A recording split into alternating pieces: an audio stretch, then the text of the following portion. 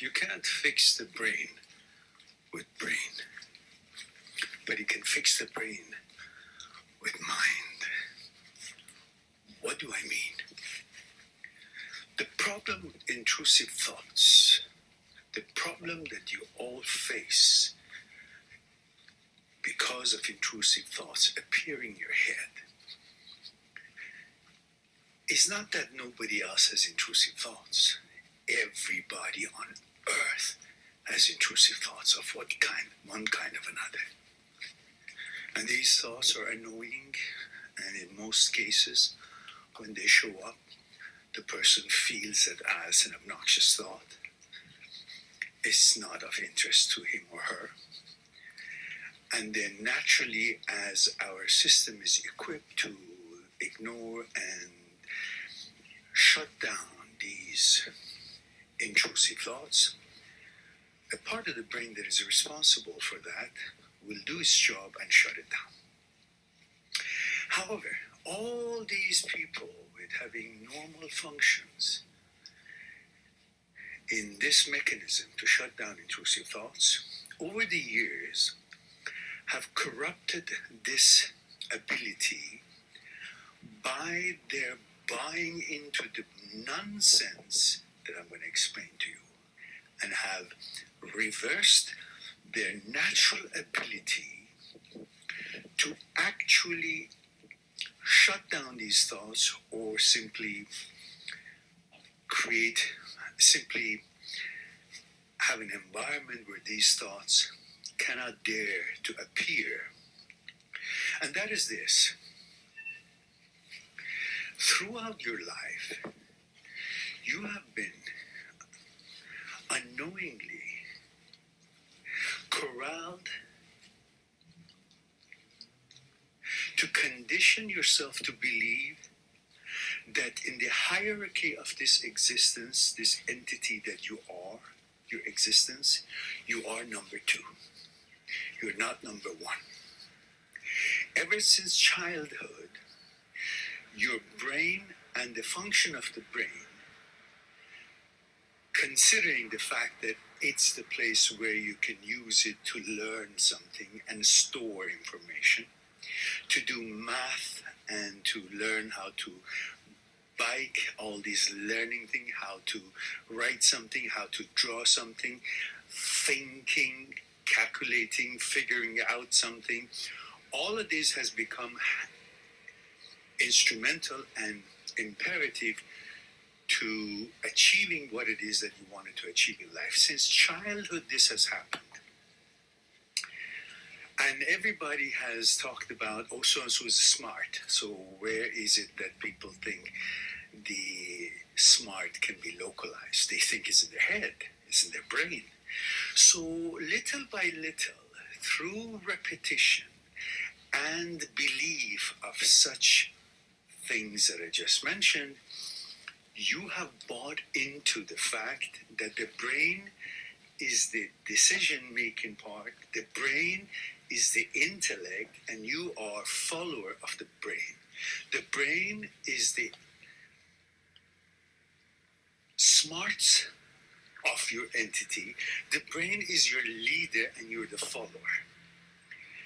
Instead of recognizing that the brain has been added to you as a tool, just like your intestine, your liver, your kidney has a role in your existence as an entity to do a job to facilitate your existence and your ability to accomplish and flourish and advance and accomplish the things you set out to accomplish. Instead, you bought in to believe that what brain suggests is what to be considered as facts or highly credible, where in fact what pops up in your brain, suggestions of brain, have no credibility whatsoever. And this has been proven over and over by philosophical discussions since the Aristotle time, through the neurosurgery and neuroscience of the modern times, through the researchers and the neurosurgeons such as Dr. Sperry, Dr. Penfield, Dr. Owen, Dr. Libet. These are all brilliant surgeons and scientists and researchers who have accomplished, without a shadow of the doubt, that the brain cannot reach who you are and cannot have anything to do with when you veto or make choices. Brain can suggest, but those suggestions have duped you to think that they are to be accepted rather than only treated as mere suggestions. Brain guesses things, doesn't know anything, does not know anything, it just guesses. And through the time, you have trained the brain to believe in itself that it actually has ability and responsibility and credibility and authority to suggest and make you follow this suggestion as if it has any credibility. This has played a role in allowing intrusive thoughts, when they show up, act as if they have something to say, as if they have any character for you, as if they can determine or design or direct or encourage you into a certain direction, and for you to not question it and be bamboozled or try to figure out why it showed up there as if it could have any meaning, rather than the fact that it's just showing up. Who cares? It's like your intestine is at work and you need to go to the bathroom. You don't pay attention that, what comes out of me when I'm actually doing my business in the bathroom, it's valuable, could be valuable. I should analyze it. I should think about it. I should consider it as it could be the natural state of my being, because that is what the intestine is producing. You have turned the natural behavior that is there to serve you into a deity for you to something to follow. And that's what you have done over the years to the brain by believing in it to the point that its services has caused you to think that it is smarter than you, that you are its subordinate and you're supposed to follow it and take it and believe it as your leader, rather than it being your follower and you be the owner. Now we want to change that. We want to recondition ourselves to follow the truth of, which is we are the master. We are the owner of this whole entity, and the brain is just a tool. How do we do that? Simply by realizing that the jig is up. There is no credibility in the brain, and the brain, by mere thoughts, cannot simply be fixed, because these thoughts are coming from its own intentions and its own feeling or state of believing that it has any credibility. Once you realize that the brain has no credibility whatsoever, and it is your vetoes and choices that can give life to its suggestions or ideas or thoughts that pop up, or not give life to it, then you start gaining your way back into the top as the leader and the owner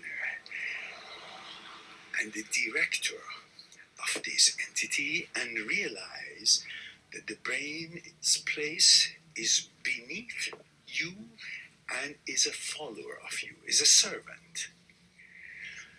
It's like if you own a factory, and when you're not on the floor of the factory, all the employees are doing whatever they do, but they also do some things that has got nothing to do with the mandate and expectations of the standards that you have set. They will do some waste of time, they will do some crazy thing, maybe they smoke a cigarette or something else, who knows, or maybe they're fooling around and not paying attention, and or the quality that it's supposed to be produced is not meeting up the standards that it was set in the mandate and your direction for this manufacturing plant. But as soon as you walk on the floor, the owner of the factory walks on the floor. Imagine, as soon as the owner, the president of the factory walks on the floor of the plant, of the assembly plants, of the production floor, every one of these people who were fooling around and not being serious fully focus and start paying attention to what they're supposed to do. Stop playing around because they see the boss is there. But you have relinquished that authority that you're the boss.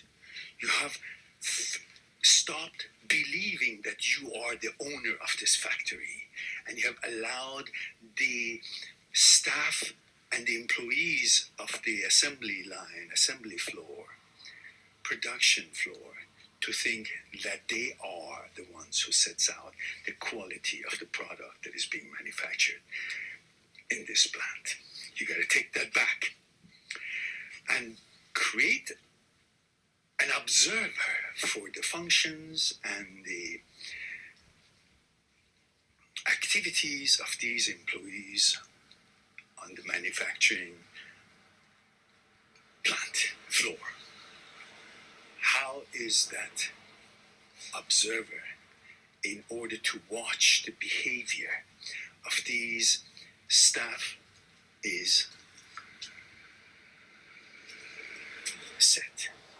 That is what we're going to be talking about in my next recording, which is most interesting. To reclaim your authority as a human being, an sentient being, as a sentient being, and as the only and the sole power and authority of your being. I'll talk to you soon.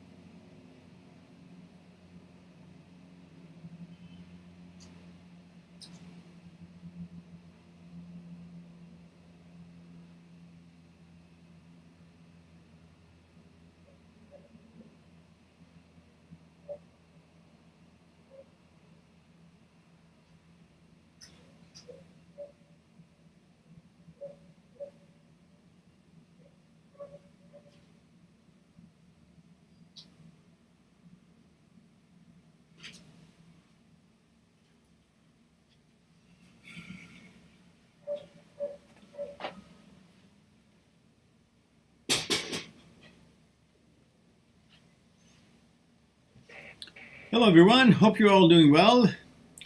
Hope you enjoyed a little bit of my recording when I was doing a walk at night, and I just decided to record that bit. Perhaps I can share it with you, and I thought it's a good opportunity to do that instead of redoing it, because I kind of like it. And I've already discussed the second part, which is how to bring that observer, which lines up the staff, which would be in your brain.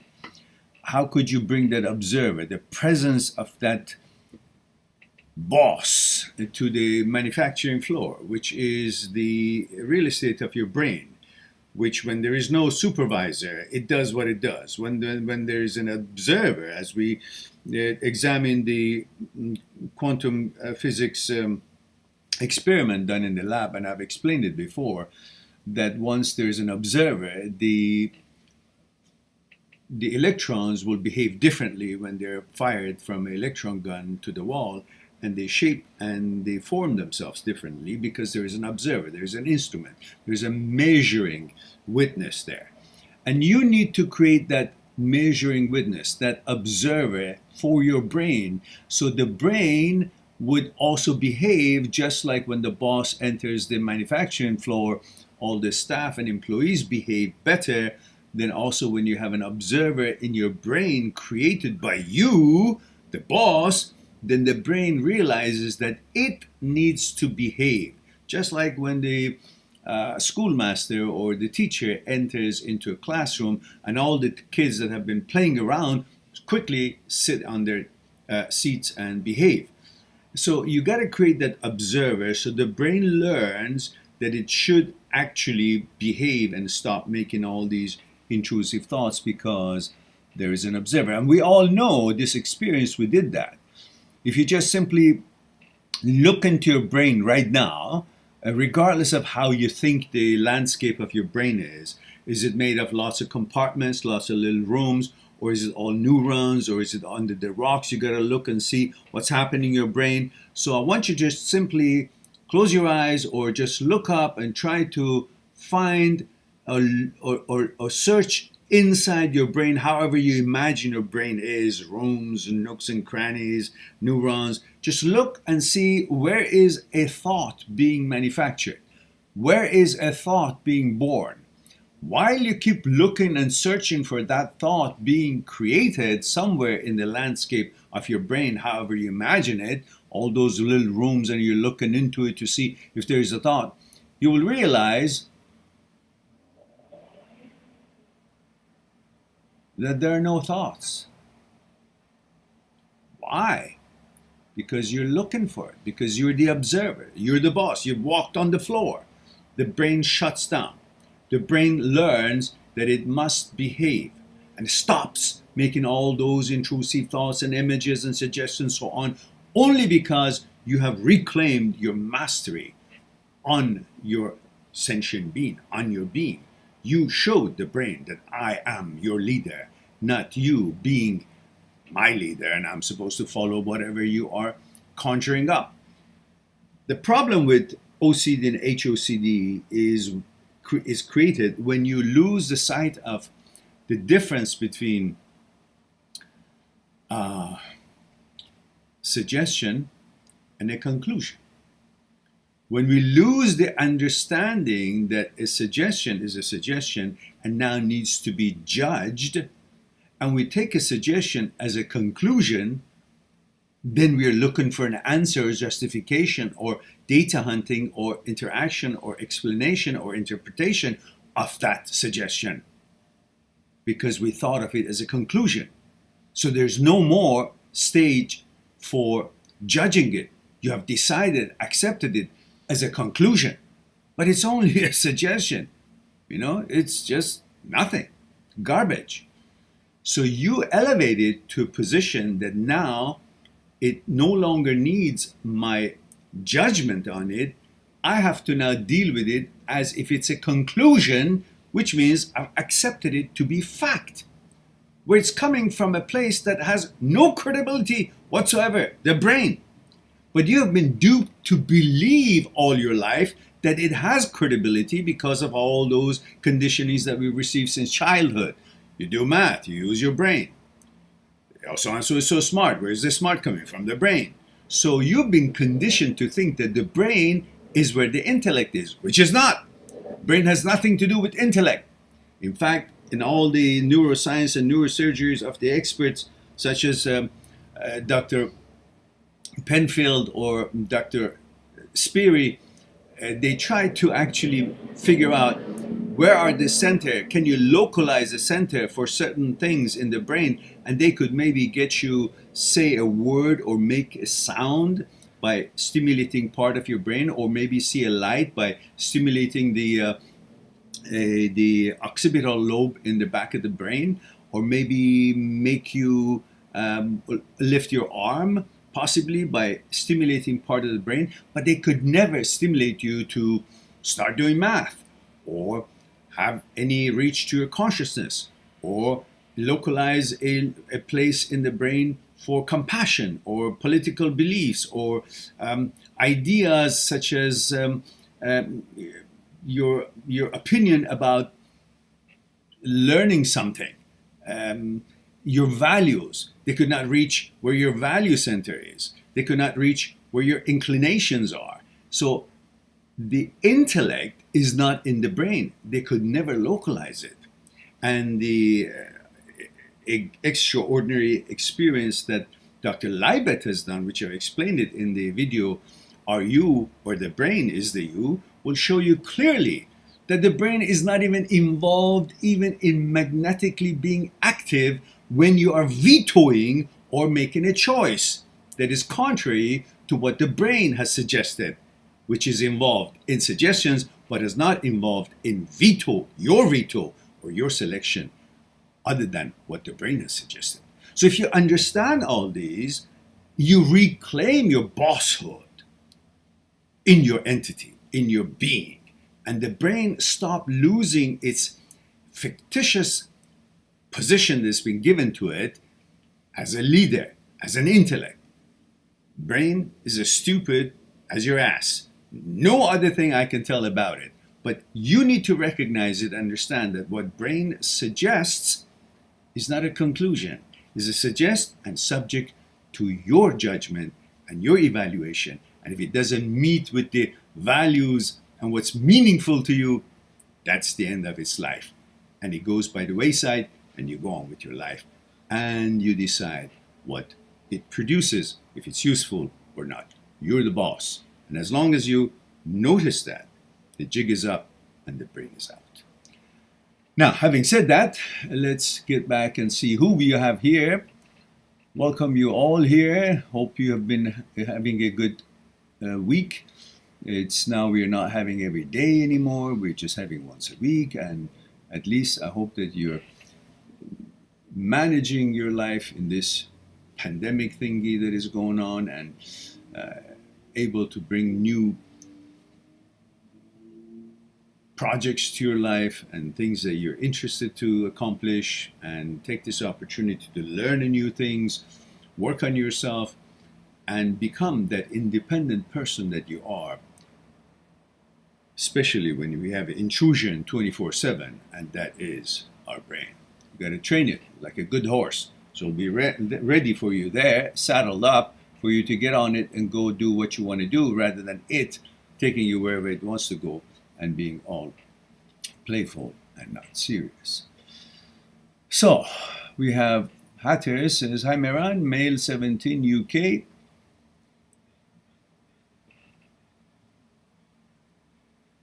Says cow, C-O-U, what is that?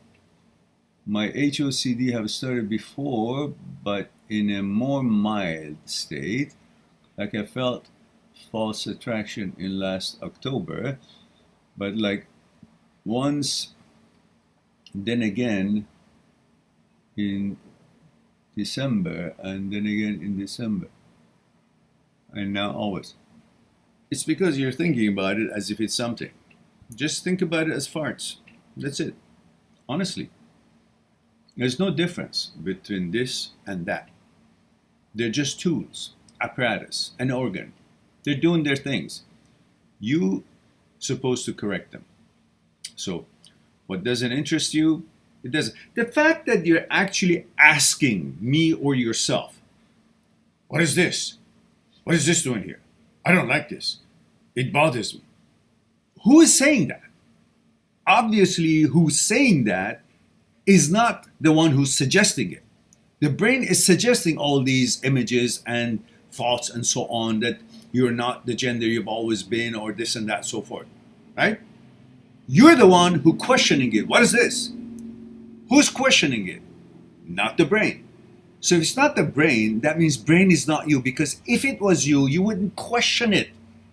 It was you said, decided, and that's what it is. Who else is there to judge it, ask it, question it, have an inquisition, wonder about it, refute it,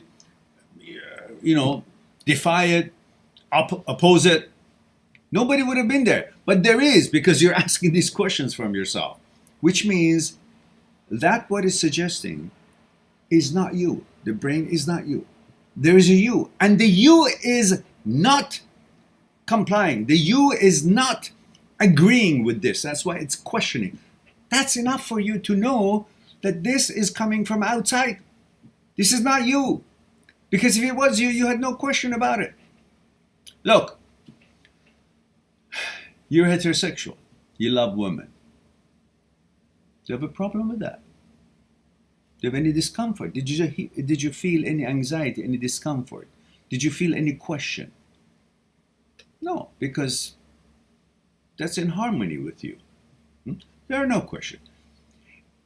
If you create a thought that, I'm heterosexual, I love women, a thought comes to you. You go about your business. There's nothing to say, oh, I had a thought. Yeah. It's part of it. It's like absorbs. Yeah. But if something that is not to your liking, to your inclination, to the way you are, you have a question, you object, you come up with some kind of a comment, whatever, a comment. Who's coming up with that comment? Obviously not the one who suggested the comment. So there is a separation between two entities, two things. One is a tool that makes nonsense, that is not coming from you. It comes to you to be judged.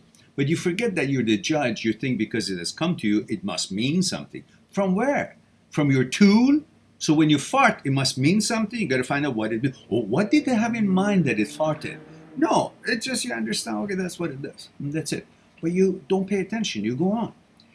So when you are questioning, there's a you, and that you is in disagreement with whatever it is. You're talking about it. You say this, in November, I felt this, and then da da da da da. So if it was something that would be in line with your values, you wouldn't even say anything. You say, yeah, okay.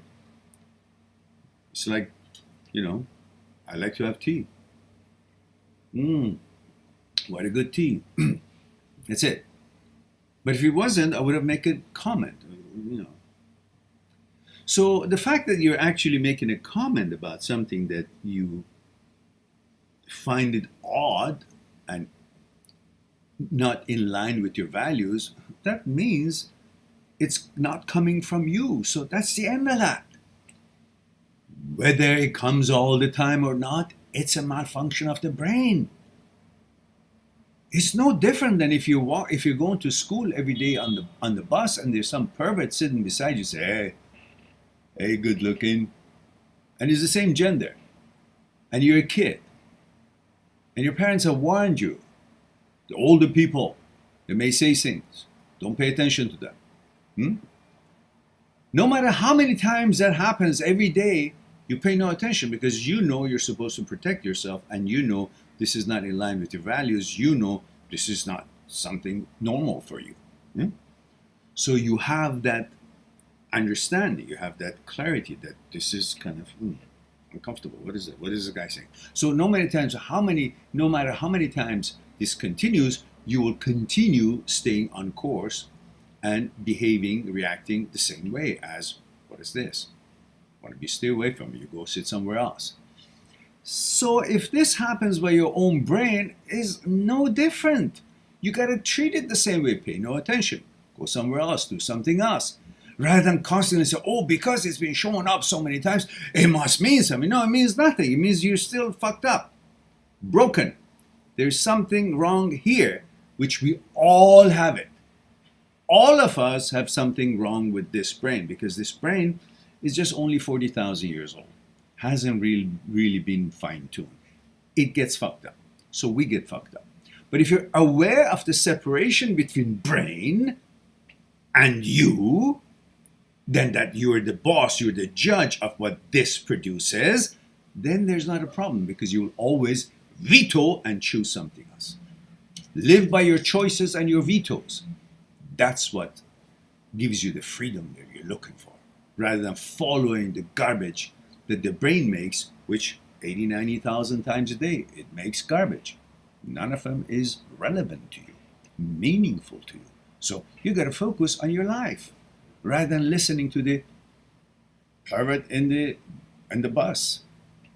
When you're a child, when you're now an adult, same thing has gained some kind of a posture that, oh, I am smart. No, it's a brain, it's a tool.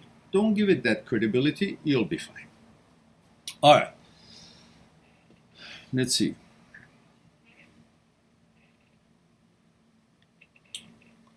We have Alexander here. Says hello, Mehran. Thank you very much, Alexander. Muhammad is here. You've been absent for a long time, Muhammad. And says, hi, sir. Hope you're doing well. Where do our behavior come from? I know a big part of it comes from our parents, media, but sometimes bothers me. If I just copy some information, behavior from others, doesn't that make me a copy? My mind just play around this question. I know this is an intrusive thought, and every time I try to change my behavior into a better one, this thought comes up and just makes me feel bad and like a copy, and my old pattern repeats. I appreciate your wisdom, sir.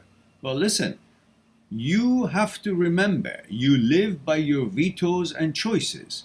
Many things, if you choose them, if they are relevant to you, if they are beneficial to you, you learn them. Are you supposed to call yourself a copy because you read a book on math or sciences? Somebody else did that research. Somebody else put that information out. So if you're accepting and using it in your life, isn't that also a copy? So are you going to call yourself a copy just because you have the ability to learn things?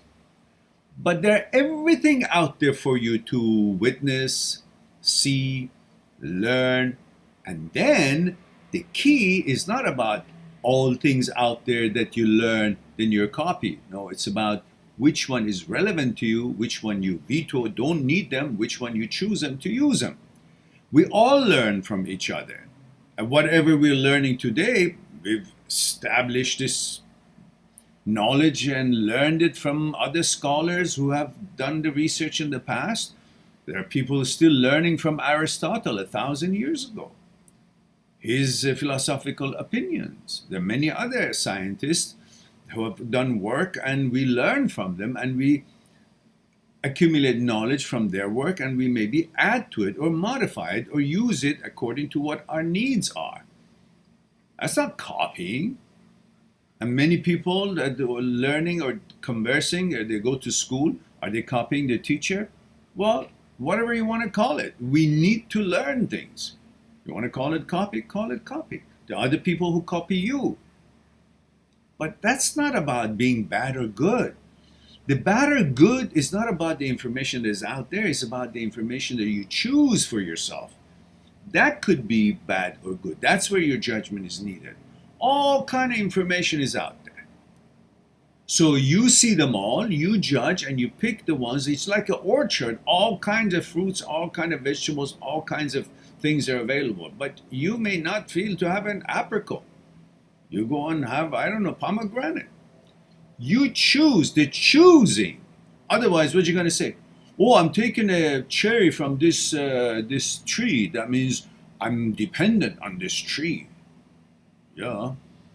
So you're supposed to survive. You need nourishment to survive and be healthy. You also need knowledge. The nourishment comes from some kind of a plant and somebody made it. Maybe a chef, your mother, or a plant you found it in the wilderness. It's supplied by something else, and the knowledge is the work of others. So what are you going to say? Oh, because I'm not the tree, I don't have the cherry made by me, I shouldn't have it. Because if I take it, then that means I'm actually beholden to this tree. I need that tree. Well, you don't want it, don't eat it. Go eat, I don't know, vegetable on the ground there somewhere. It's your choice. What's good for you, you choose it. What's not good for you, you don't. But calling it copy is just your ego talking. Yeah, so what? Do I know everything? No. So I learn from the ones who know. Am I copying it? If you want to call it that, but I'm using the knowledge that is out there. I'm stupid if I don't use the knowledge just because, oh, it will be copied. So that's your ego talking. Put your ego down and learn whatever you want and then use it if you need to and don't use it if you don't need to. But don't label it. So what?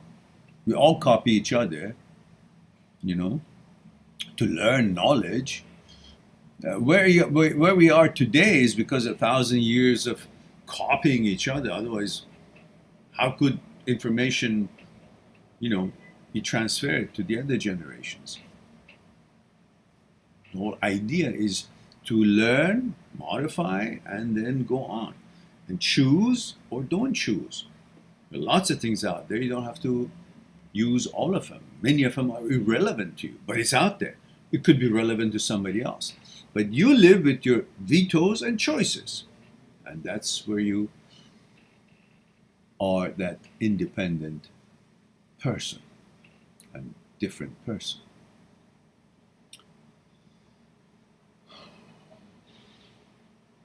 Alexander says, I suffer from long time from some phobias, fears, OCD. I really need to understand and to detach myself from these thoughts that seem so real, how to be in present. Yeah, well, I explained it in a video I released a few days ago.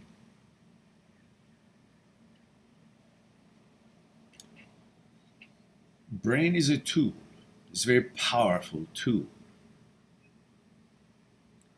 It can create thoughts, but you judge the thought if it's useful to you or not. And brain's power can make your body react to its stimuli. A thought is a stimuli, that some thoughts could stimulate a part of your body to react, because all these neurons are all through the body are interacting and they can make things work. That's why you make a decision to raise your hand and then you raise your hand.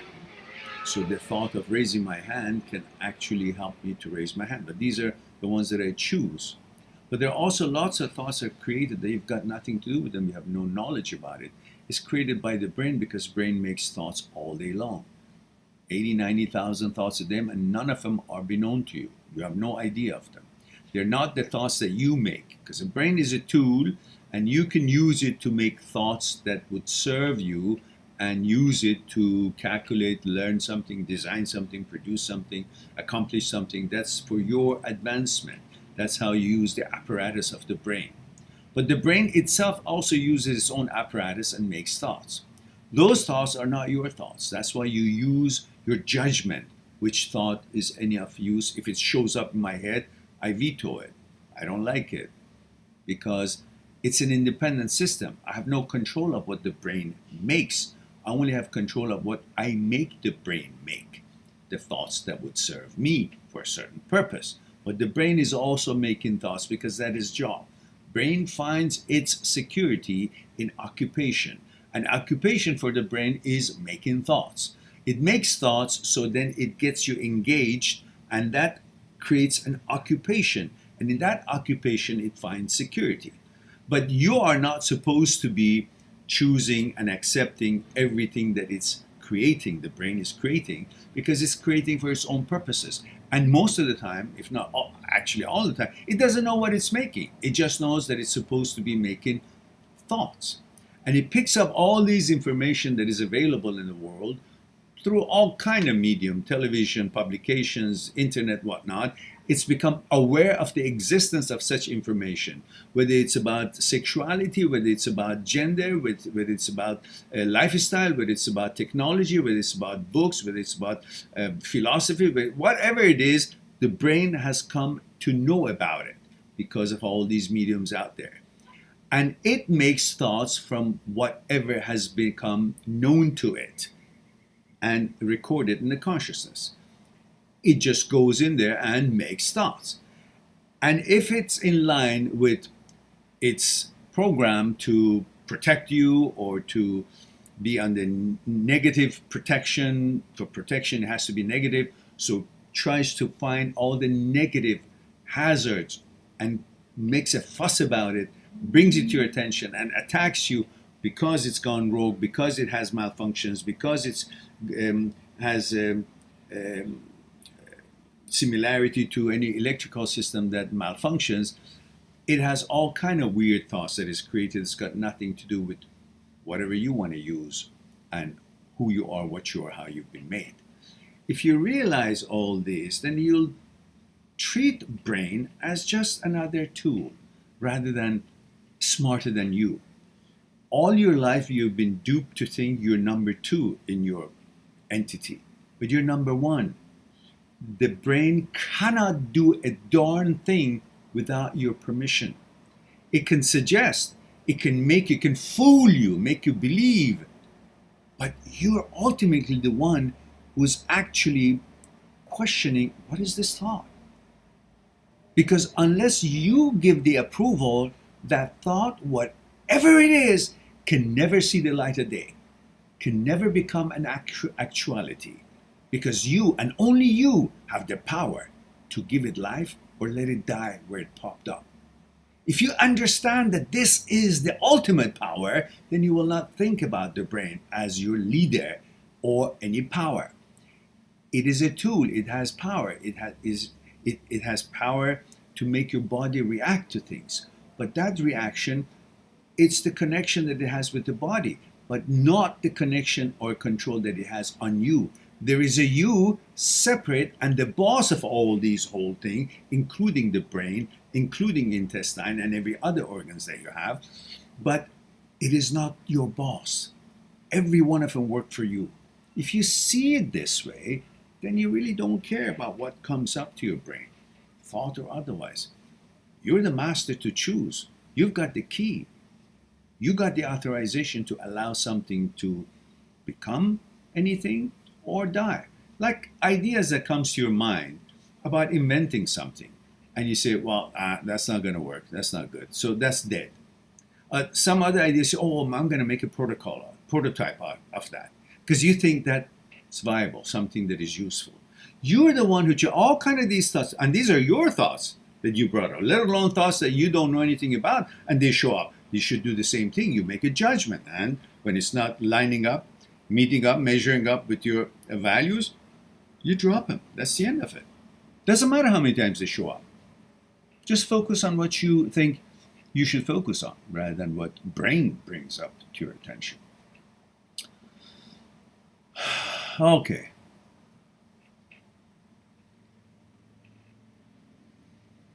And Ash says, where the hell is Mary? I can hear him, but can't see him. Is he speaking from the bathroom? No. No, it was travel in time. I had recorded this in one of my walks, I don't know, a few weeks ago. And I stumbled on it today and I said, well, I think it's worthy of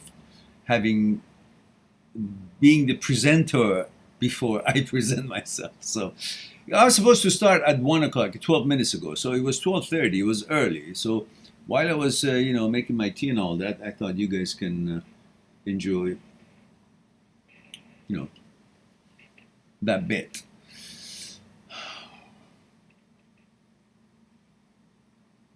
Slobodam says, hello, Meran. Hello, Slobodam. Slobodan. How are you? 21 male Belgrade. Thank you for that. Column says, it's like I'm trying to focus on something, but my mind tells me that I'm thinking of something else when I'm not. Yeah, Don't worry about what the brain. It's not your mind. It's your brain. Yeah. So put it in its right place, and don't give it a time of day. Look, brain is no different than any other distraction. You know, you're trying to study in a room, lots of people there, music going on, or TV is on. You somehow focus by way of focusing more and paying more attention to what you're reading and what you're trying to learn. You kind of phase those other out. They're in the background, but you're not interpreting them. You're not decoding them. You just let them become like a passing, I don't know, birds. They pass by. You know the bird passed by, but you don't look and see what kind of bird was it, how fast was it. You don't care. You just say, okay, that's today. Lots of birds are passing. Okay, let them pass. But I'm focused on this that I'm doing. I'm trying to burn the paper with this magnifying glass, having sun go through it, and I'm focused on that, fully focused on that. So I really don't care what birds pass by or what kind of birds and so on. Same thing. You focus on learning or doing something. Focus on your life. It doesn't matter how many things the brain brings to the picture. You just let them go like the birds. You're busy. You're doing something. You're not interested. No different than you're walking in the street. There's so many things happening. Cars going by, merchants selling things, people arguing. There, restaurants, people are having food. Something that is interesting to you. Among all these, you find what's interesting to you. A nice car, you look at that one. You don't look at the other cars. But all other cars are there too. But you focus on the one that you like. So same thing. So many thoughts show up. You just focus on the thought that you choose from what it is that is going to benefit you, and you are the one who is creating that thought or instigating that thought, rather than focusing on what brain is throwing in. I'm not interested in what brain. I'm not interested in all the other cars. I'm interested in the car that I'm driving, or I want to be owning one. So I focus on that one. So you pick the one, you put your focus on it, that's it. The rest of it can go to hell. You don't have to keep saying, oh, let me get out of my car because there is another car passing by. Let me see what that is. No. Let me stop looking at that pretty car and look at the other car. Why? I don't care. Oh, because it's there. So what? Brain also creates lots of kind of subjects and images and thoughts. And then you keep letting go what you're focusing to focus on what the brain said. Who cares? What is the brain? Just nonsense, garbage. It's a tool. It's not an entity. It's a tool. Don't pay attention to its garbage, but it has the power to make the body react. You have anxiety, or you think, oh, somebody's better than me. Oh, maybe somebody better looking than me. Oh, maybe I lose my chance. Oh, that's a competition. All these things because you're so perfection. You want to be on top of the world. You're the one. You are the best, and constantly trying to forget all this best bullshit. Live your life. And if somebody else better looking than you, got bigger muscles or whatnot, okay, it's got sexual relevant because we're all sexual beings, and we see a dog that looks cute, or a horse has a nice background or a nice face. It has a sexual relevance. Doesn't matter if it's a horse or a dog or a beautiful lady or a man, same gender as you are. There is a sexual relevance in every being. Even everything could have a sexual relevance, and that could trigger you to think that's sexual, but not that person is sexual. But the concept of the sexual relevancy takes you to a concept of sex, and then your body reacts to that, your anxiety level, as, oh, that's a competition to what I would want to achieve, which are the girls that I like. Then you get that kind of a feeling, oh, maybe somebody's better than me, and that is not acceptable to me because I have to be the best. All that, to be the best and perfect, always gives you anxiety. What if I'm not? Because that guy's got bigger muscle, or better looking, or nicer hair, or whatever the hell it is. Anxieties and sexual relevance of things. It could be a doorknob and you actually get, groinal moon because it's so nice and clean. Or maybe a nice setting in a restaurant. You pass by a nice setting, you just has a sexual relevance because you imagine maybe with my date I could be, there's such a romantic place. that could give you a little reaction here and there, or what kind, or give you a certain kind of a anxiety, and you cringe them because it's a beautiful table, beautiful atmosphere, and you don't have that opportunity to have a nice, beautiful girl dating and taking her there. You kind of feel like, oh, an opportunity is about to be lost, and then you react and you feel inferior to whatever the situation may have come to mind or be presenting itself. Same thing, you could be seeing another guy and cringe and thinking, oh, well, that was a homosexual reaction. No, that was your anxiety thinking that that's a competition and takes your chances away, and you want to be on top, and maybe you're comparing yourself all the time because you want to be perfectionist, you want to be top. These are all many things that can go through your head, and you react and your body reacts, and then you conclude something. And don't conclude anything. All these are just suggestions, and it's all subject to your vetoes and choices, because that's where the power is. All right.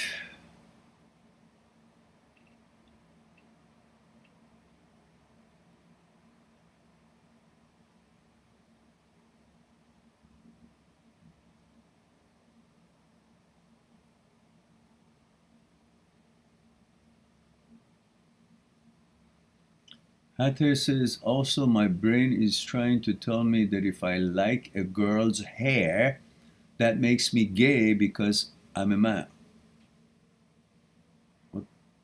What does that mean? You're supposed to like girls' hair. It's beautiful, right? But it doesn't matter what the brain says. You can be looking at the doorknob and the brain could say, oh, you're gay because you look at the doorknob. What does that have to do with anything? It's irrelevant. Don't interpret what the brain says. You look at the girl's hair, you like her hair, it's beautiful. That makes you gay? Why? Doesn't. You like something or you don't like something. Neither one of them make you gay or not gay. Just stop interpreting things and stop worrying about what things could mean. Just live. It doesn't matter if the suggestion is you're gay. Okay.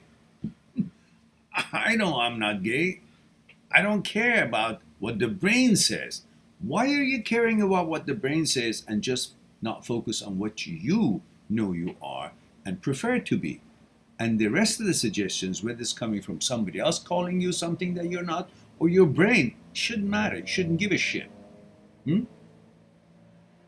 Whatever your gender is, you could have these intrusive thoughts. You should not care about what the brain says. Brain is a tool, it's not you. You are the you, and you make the decisions based on what you prefer it to be.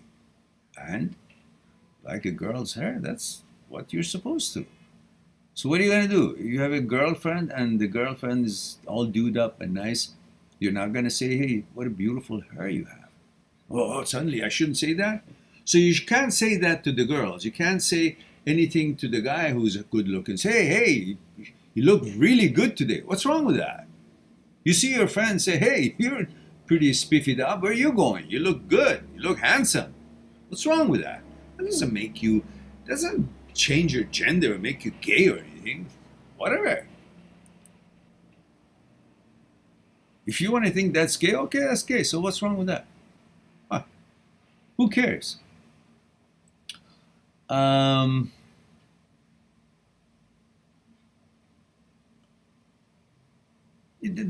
problem is that you give conclusions to things. But if you don't give conclusion to words, it doesn't matter then what you think, what comes to your mind. It's the fact that you give it a conclusion. You give it a meaning. Then you debate the meaning. Because in this day and age, that word could have a connotation of certain things that I don't want to identify with, or I don't want it to be, uttered about me. What? Just observe something for what it is.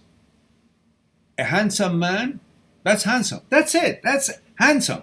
Something symmetric, something good looking, and you called it for what it is. Now, if you go and conclude, I said handsome to a man, means that it could have a sexual inclination, it could be a sexual meaning. That means I'm interested in that. No, these are all interpretation of bullshit because you're giving meaning to some observation. Why don't you observe and don't perceive the observation? Do not give conclusion meaning to an observation. You observe, you're one with that moment. You saw something, you made a judgment on it. That's a good looking, symmetric looking, fit looking man. Nice clothes and chic looking and good for him. That's how a gentleman should look like. Now, you want to give it a different connotation, then your brain is going to play with it. Because this, in today's age, it has given such notification, such observation has been given a certain meaning that has nothing to do.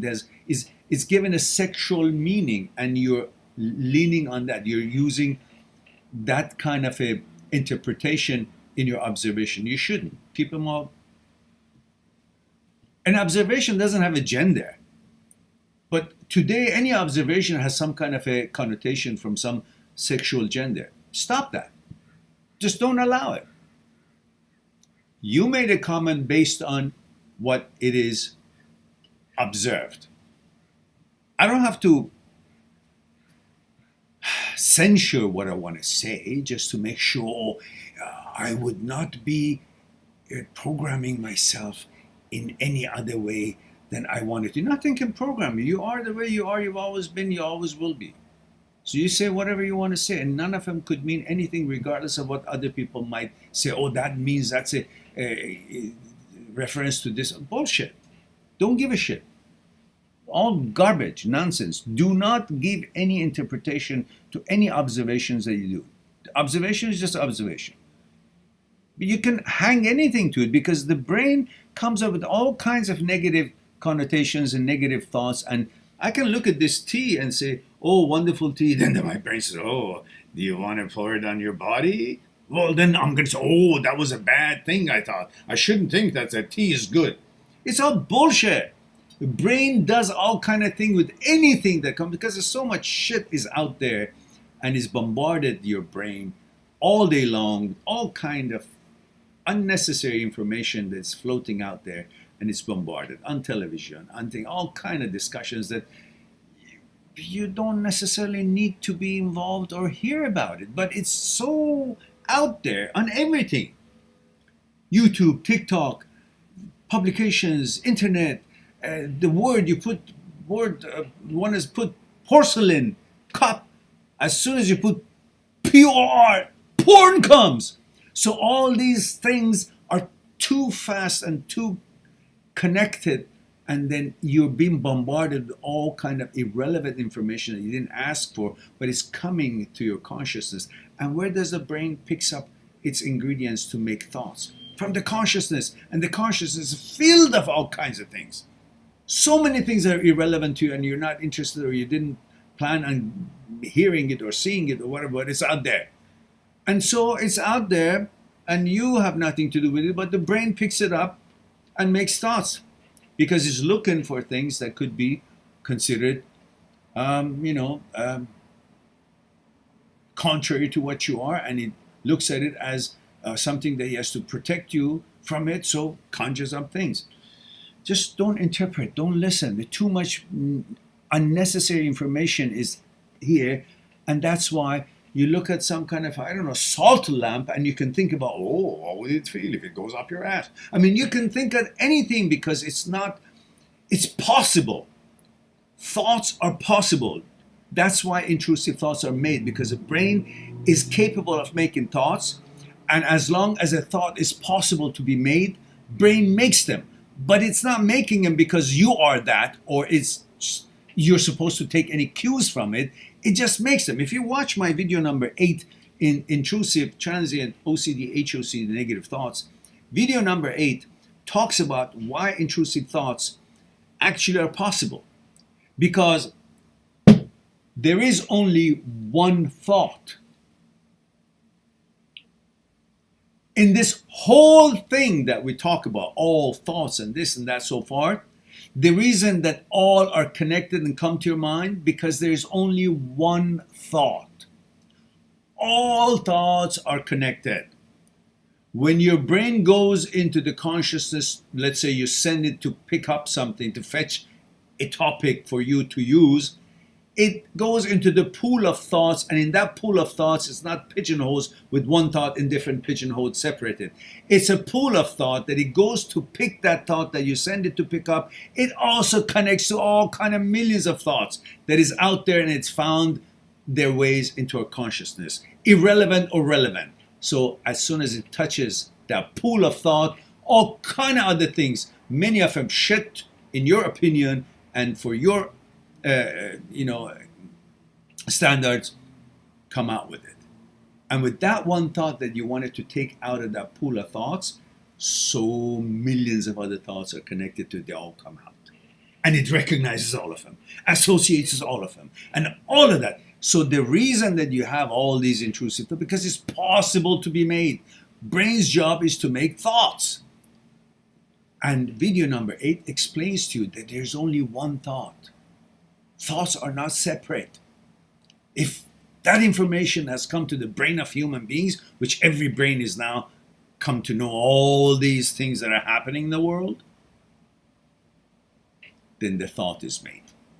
It doesn't mean you're interested in it, but the thought is made, because brain's job is to make thoughts, and it makes thoughts with whatever has seeped through the consciousness. And to the consciousness of every brain on this earth, everything has come in through all these mediums and unnecessary information that constantly floats into our brain all day long.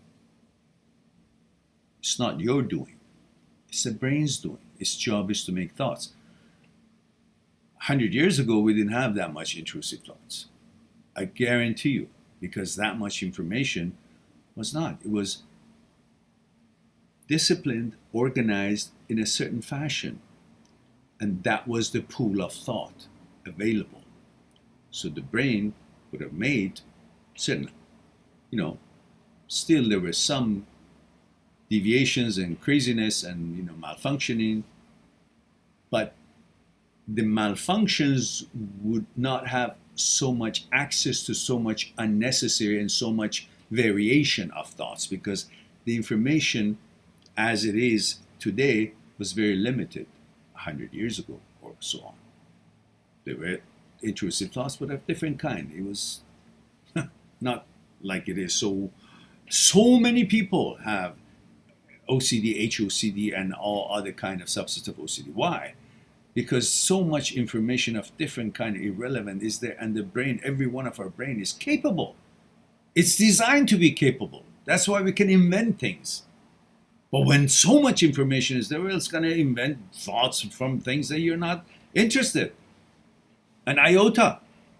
But you get bamboozled because you believe that brain is the leader. No, you are the leader. So you're supposed to exercise your vetoes and choices and your judgment, and then be able to manage the employees on the floor of the assembly line in the manufacturing plant of thoughts.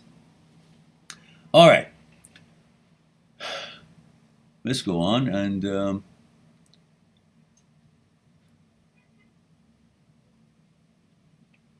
Aman is here, 19, male, India. Says Aman says, hello, Mehran. I have no questions to ask. I'm really stuck in the turmoil right now. Okay. But I had continuous anxiety by thinking that I'll not get my attraction back before I get married. Oh, come on. Leave the attraction to itself. It'll come back. It's there. It hasn't gone anywhere. It's just it's like a foggy day. The trees and the ocean and the flowers are all there. But it's foggy.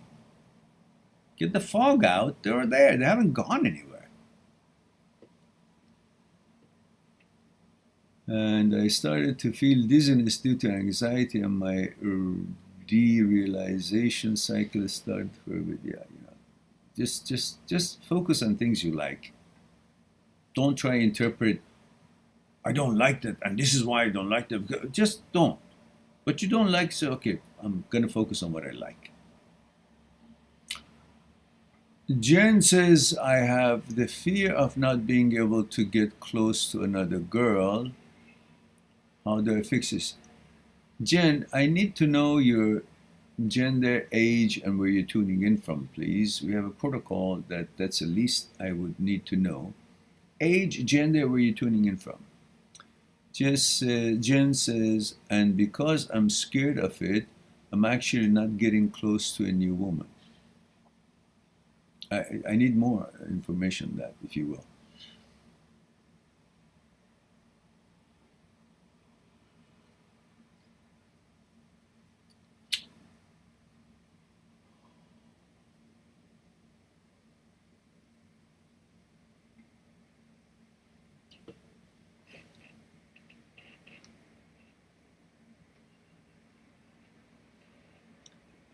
Harry23 says, any tips to recover? Harry, you haven't even told me anything about yourself.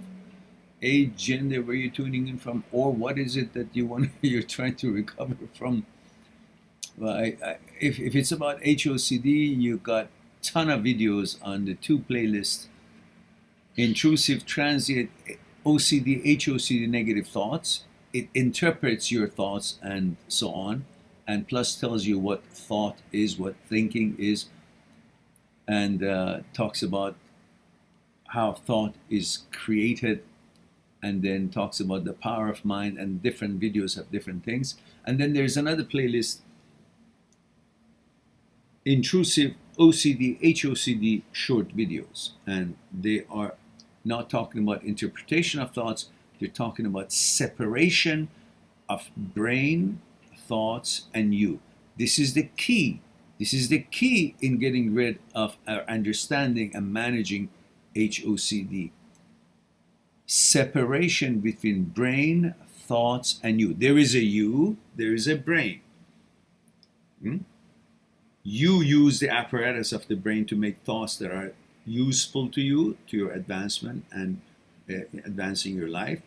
And the brain itself uses its apparatus to make thoughts that has got nothing to do with you. Separate system. If you understand the separation between brain, that you're not the brain, brain is not you, then you'll understand that you're not the thoughts, thoughts are not you, and there is a you and there's a brain and you're the boss. So whatever these things do, you judge them. And then you veto and choose what it is that you prefer to choose, and not what the brain suggests, and waste your time. So that's basically all I have to say for that. And Ash says, Meron, I've been doing quite well lately and have even started talking to women again. Wunderbar. Good. I have some fears now, and again about meeting these women. But I know I'll just have to face them when it comes. My main worry at the moment, is my future as a musician. HOCD affected so much of my life. I pushed everything away, left bands because of this, let people know down, and a friend of 10 years even banned me. From his music studio, simply over nothing at all. That affected me a lot as well. HOCD almost created a separate paranoia in me that my friends weren't really my friends, or that I'm not good enough.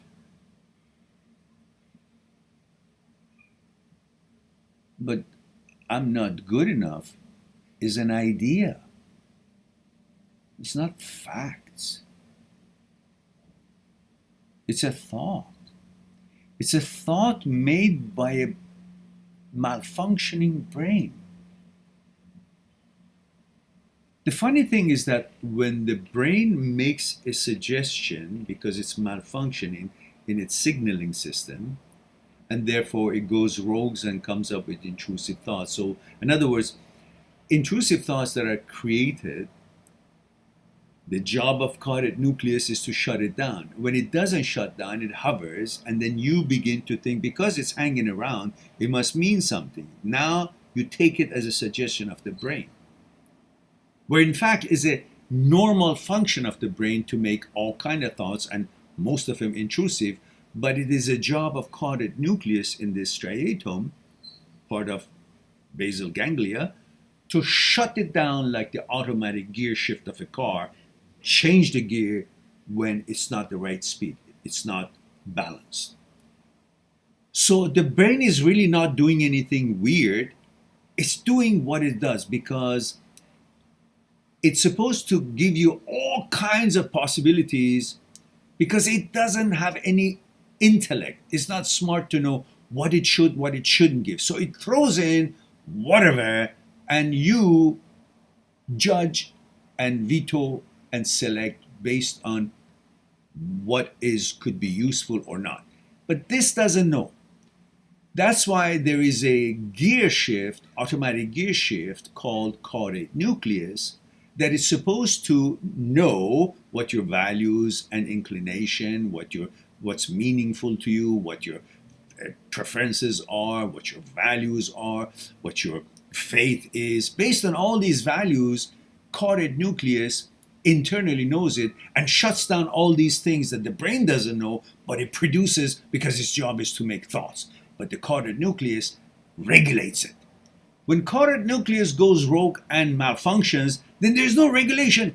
All those quality control guys at the staff at the assembly line of the factory are not there. So any shit that goes through the assembly line, and it's even created by having all kind of a malfunctioning properties in it, passes through and goes into the market. So caudate nucleus is malfunctioning, therefore the brain's shit that is always there anyhow, it gets through and becomes apparent and pops up for you to notice.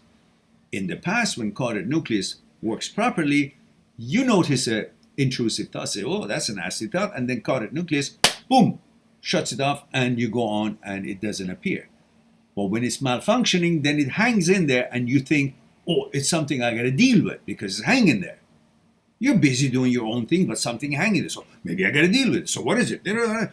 Takes you out of your whole rhythm of life. And then after a while, you, through neuroplasticity, because you're constantly paying attention to it, you think you got to pay attention to everything that the brain throws out, and caudate nucleus is not shutting it down. And you don't know that it's not working properly. You think, because it's here, it must mean something. Otherwise, it wouldn't be here, because in the past, you didn't have these so much, because caudate nucleus was working fine. So you got to understand that the brain is doing what it's supposed to be doing, but there is a malfunction in the regulation of it. The train comes, the lever is not switched for the tracks to switch, so it keeps going round and around. It doesn't get it out to go to the station and stop and the end of that journey. If I make sense. So, on that sense, meaning, you just get back to your life, man. Make your music. And don't follow the brain. Brain has no intellect. It doesn't know what it's saying. It has no it makes no suggestions. The problem is not the brain. The problem is that it doesn't shut up, because every brain is making all kinds of intrusive thoughts all day long.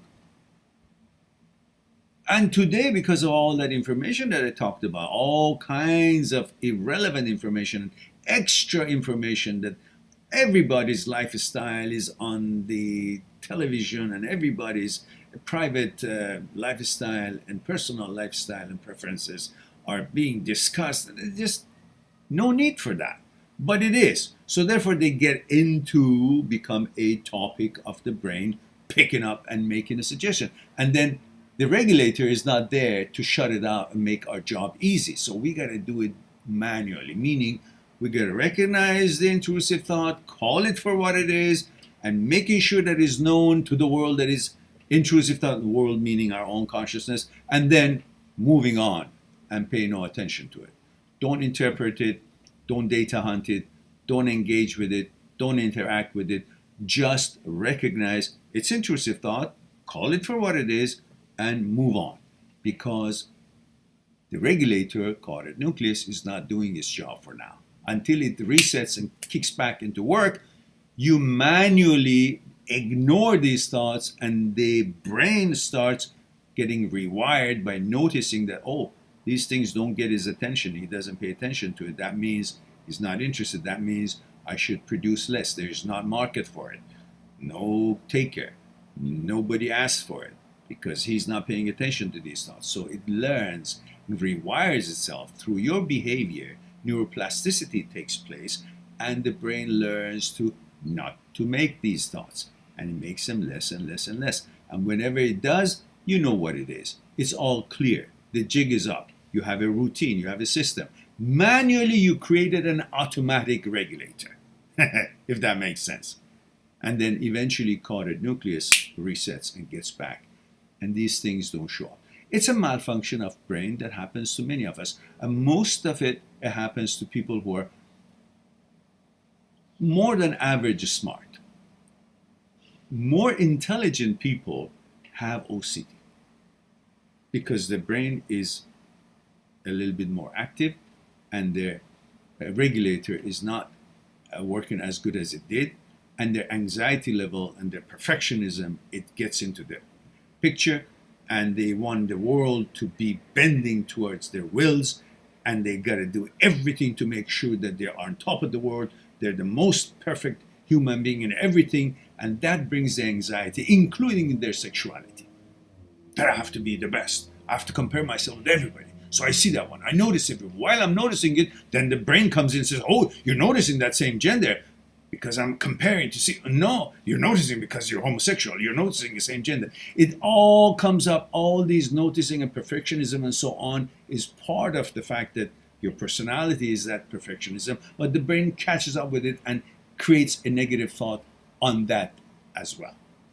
And then you fall into, oh, it's true, I was looking at it. Yeah, you're looking at it because you're anxious because you want to be the top and you want to be the best, and you think that, you know, the manhood and masculinity is about being somehow extraordinary in everything, and therefore if you see someone and your brain says, oh, that's better than you kind of pay attention to it, and all that goes to sexual connotations and relevance and so on, and then conjures up all kind of bullshit that you shouldn't even pay attention to begin with. All of it is bullshit. Nobody's better than the other one. Everybody is if you're heterosexual, you're heterosexual. If you're a man, you're a man. The rest of it is just that idea of what a man is. I must be that. And then I see somebody, oh, that looks like the idea of a man that the movies have made it. So maybe that's more man than I am. That means I'm inferior. Then the brain runs with it and brings you to kind of conclusions. It's all bullshit. So don't fall into that trap. Put the brain where it is, places. Nowhere. It's just a tool. That's it. You've been programmed to think that the brain is your leader, your teacher. No, the brain is just another tool. But since childhood, you've been conditioned that way. Now, something is suggested by the malfunctioning brain, you kind of say, oh, I got to deal with it. No, you don't. It's bullshit. All right.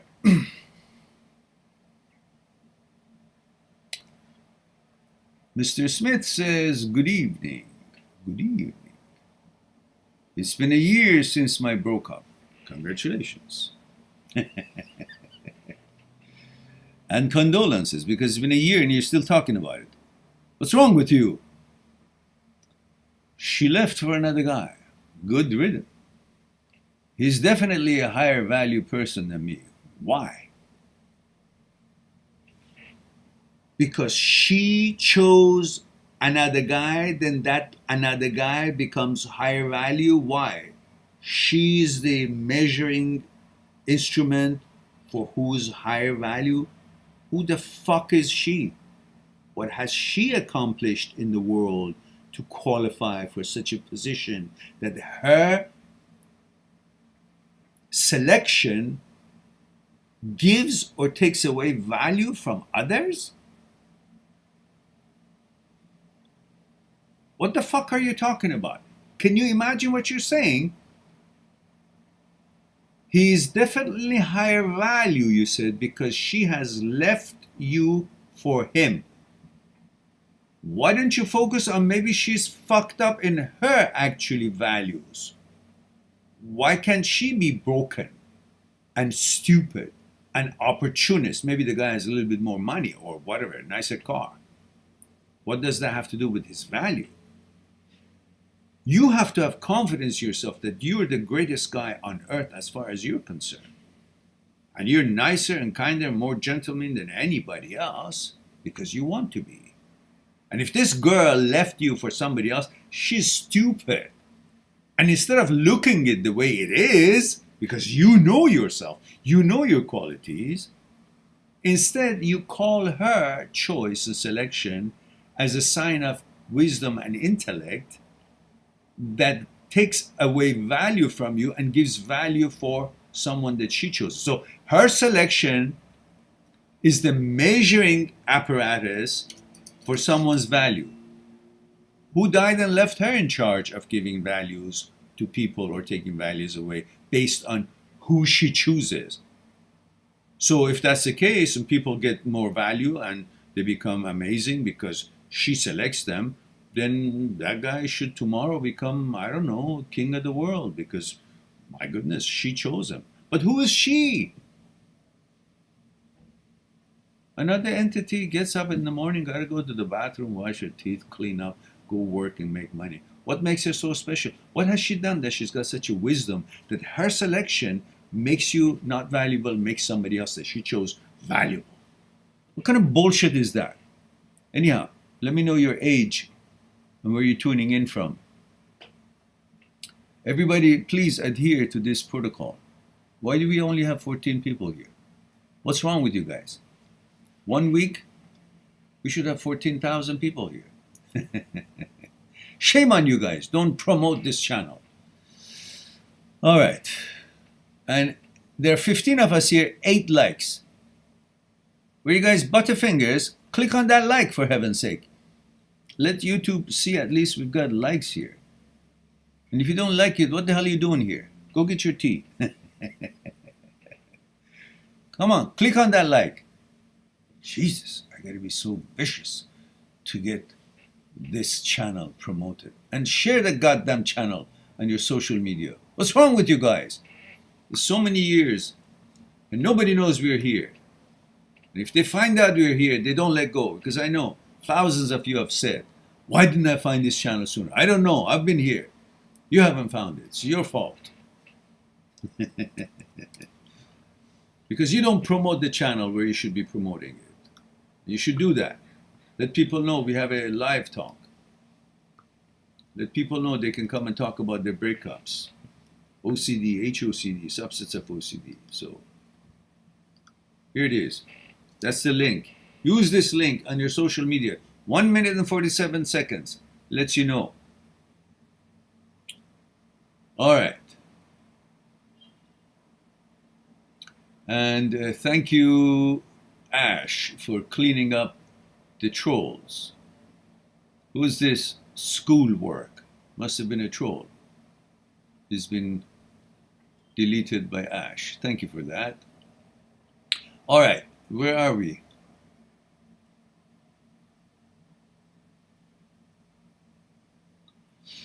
Ash says it feels like I have to work hard to rebuild myself again.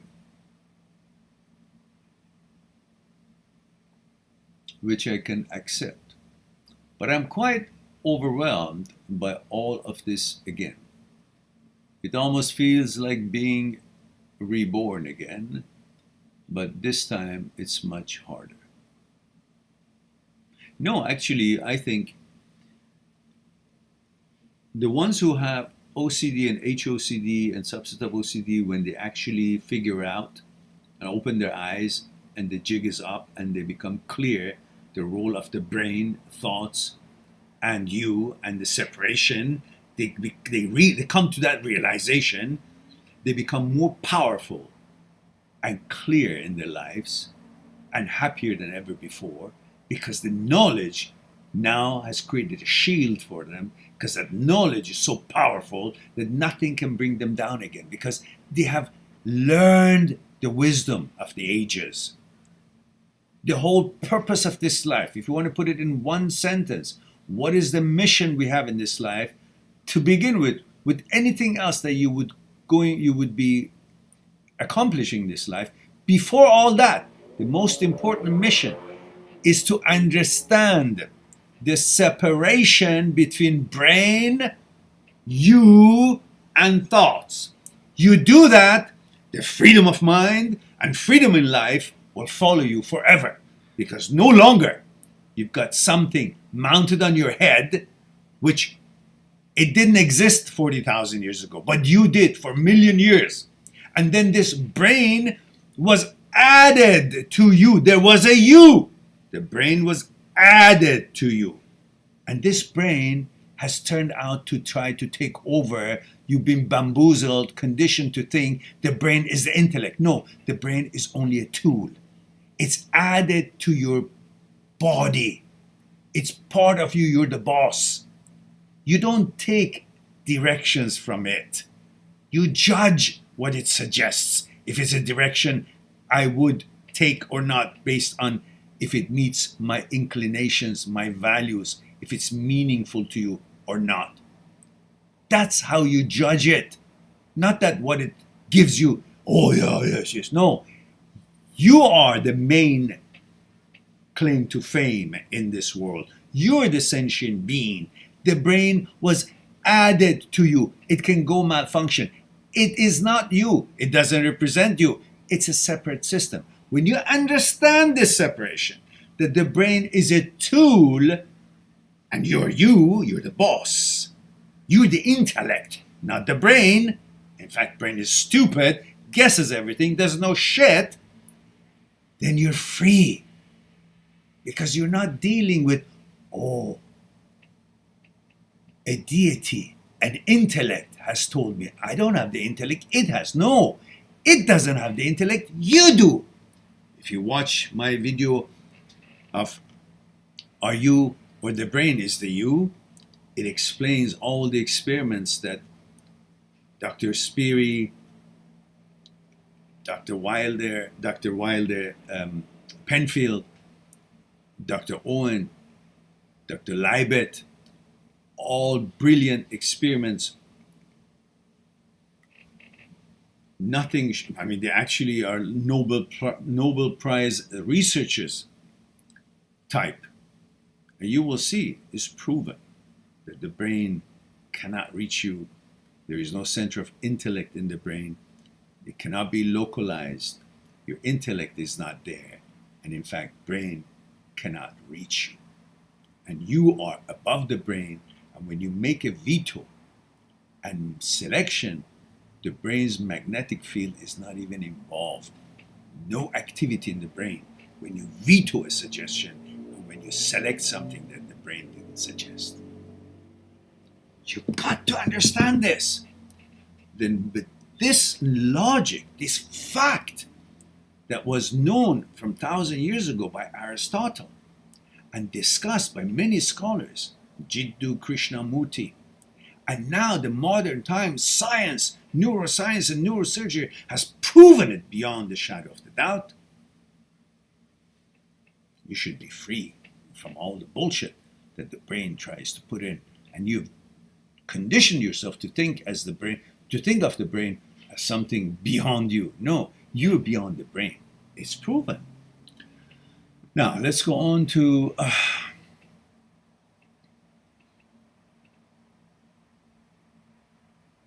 good, Ash. Good.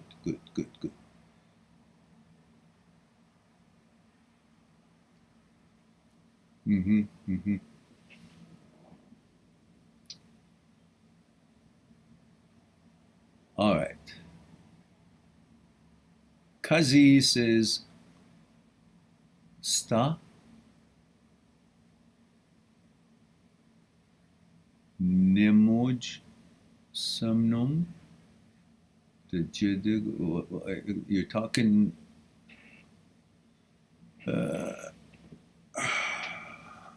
Jabba the Hutt, or or you're talking Klingon? I didn't notice. Let's see. At least let me know what language is it, so we'll all learn something and enjoy.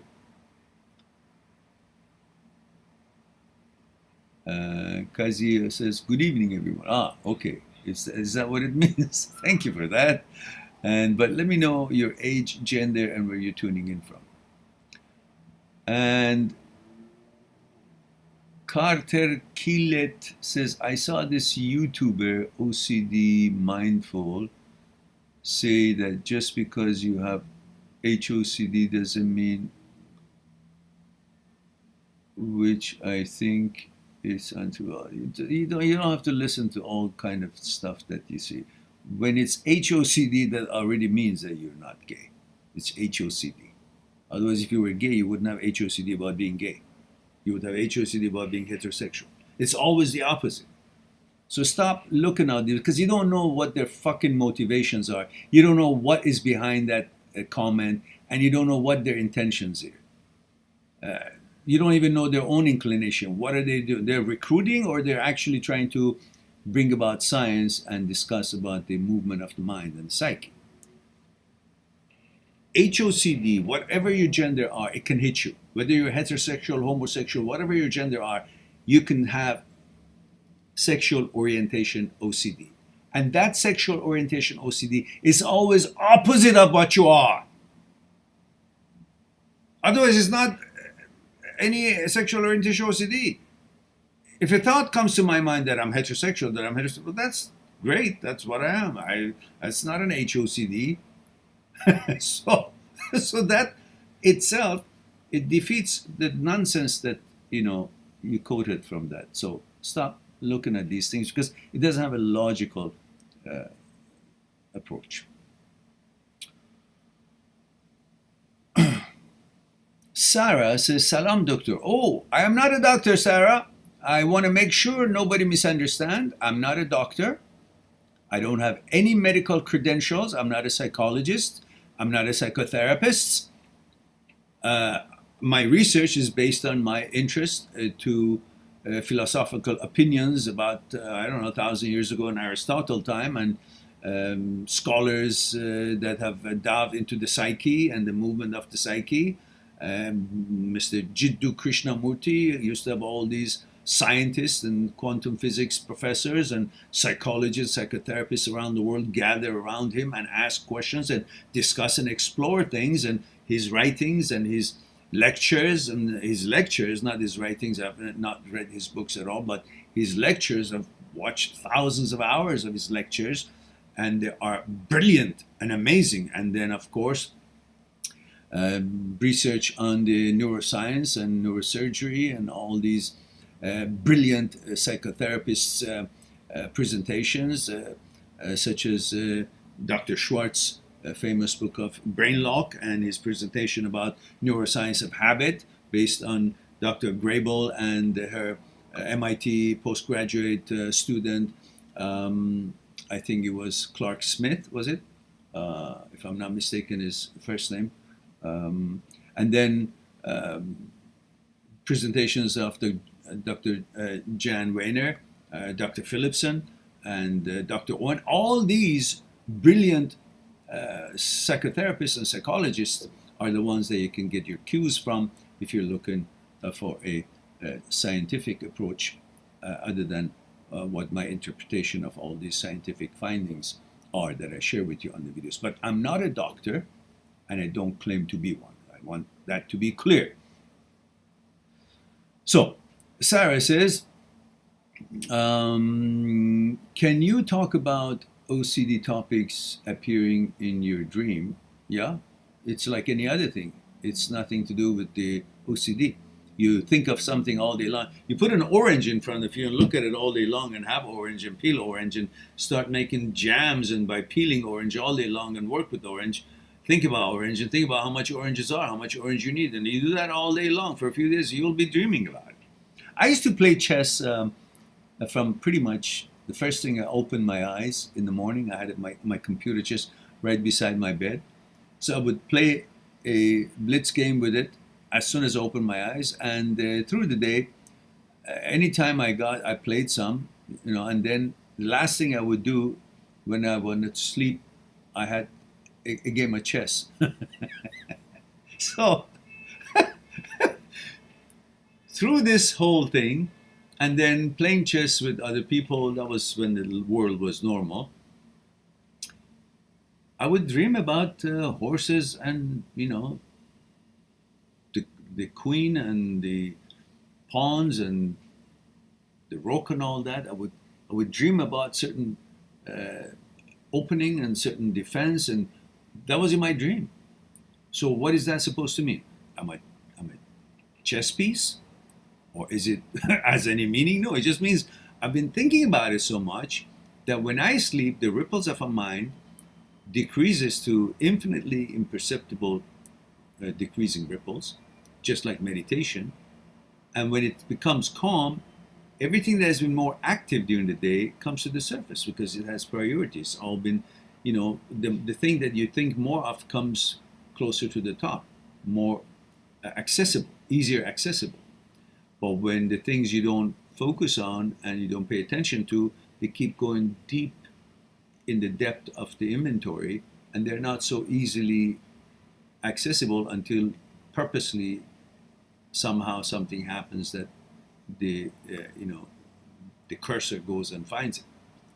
So that's pretty much kind of simple explanation of neuroplasticity. When you keep thinking about, paying attention about, interpretation of these thoughts that are created by the brain, and you have nothing to do with them, but you keep paying attention and interpreting them and consider them as conclusions rather than suggestions, and therefore you want to deal with the conclusion because you've somehow accepted that it's a conclusion. OCD and HOCD often happens when you actually lose your understanding and separation between suggestion and conclusion. When something is a suggestion, it needs your judgments to veto it, select it, or judge it, consider it as a suggestion.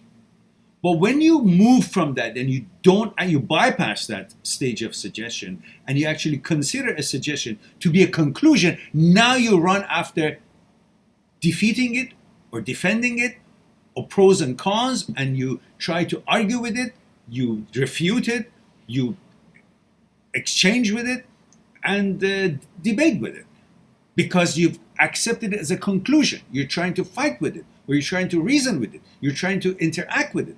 But when it's a suggestion, you just veto it. You just pass on. It's like you pass on a bazaar. There's so many offerings of different products and different little booths. And you pass by this booth and something they're selling, you're not interested. You pass by. But once you stop there, start engaging, negotiating, that suddenly becomes a matter of consideration. That means it's where you stop. It looks like a product that you're going to be thinking that you should be buying this. It's like sometimes you're walking in the bazaar and you pass by all these booths that you have no interest in the product they're selling. But in another booth, somebody stops you right in front of that booth and starts saying, "Sir, look at what we have. Oh, this is very good. This is about $2 and please buy this." And you say, "This is made from the silk." And then the whole thing changes. Now you're focusing on, is it made from the silk? You didn't even want to stop on that booth. You weren't even interested in those products. But the guy now suggests that this is made out of silk. And you think, maybe it is, maybe it's not. Now you're thinking about something that you were not even interested in. So what I'm saying is, you pass by, you wouldn't have to deal with it, whether it's silk or not. You don't give a shit. Because to begin with, you didn't want to stop there. But somehow something stopped you. What stopped you in the OCD or HOCD? The fact that you bypassed the idea that this is a suggestion offering, like the bazaar, the booths that are there, and you took it as a conclusion that I have to stop here and consider their product. I'm saying when it's conclusion, you start considering. When you don't let it go to conclusion, because it's not a conclusion, it's just a suggestion, you simply veto it and let it fall by the wayside, and you continue going to the next booth, until you find something that you're looking for. So here it is, you simply accept the fact that a thought that showed up in your head is a conclusion. You're dealing with it as if it's a fact. Fact is only known by you. The fact that you're actually saying, what is this? That means this is not you. Otherwise, the you would not question it. So always keep it in the suggestion mode and then refute it because it's not meeting your values. That's the end of it. But when you consider a brain's thought a conclusion, then you start resisting it, fighting it, debating with it, refuting it, data hunting it, all that, which is unnecessary. It's not a conclusion. You're the conclusion. Because you're the conclusion, you have contradictions with these.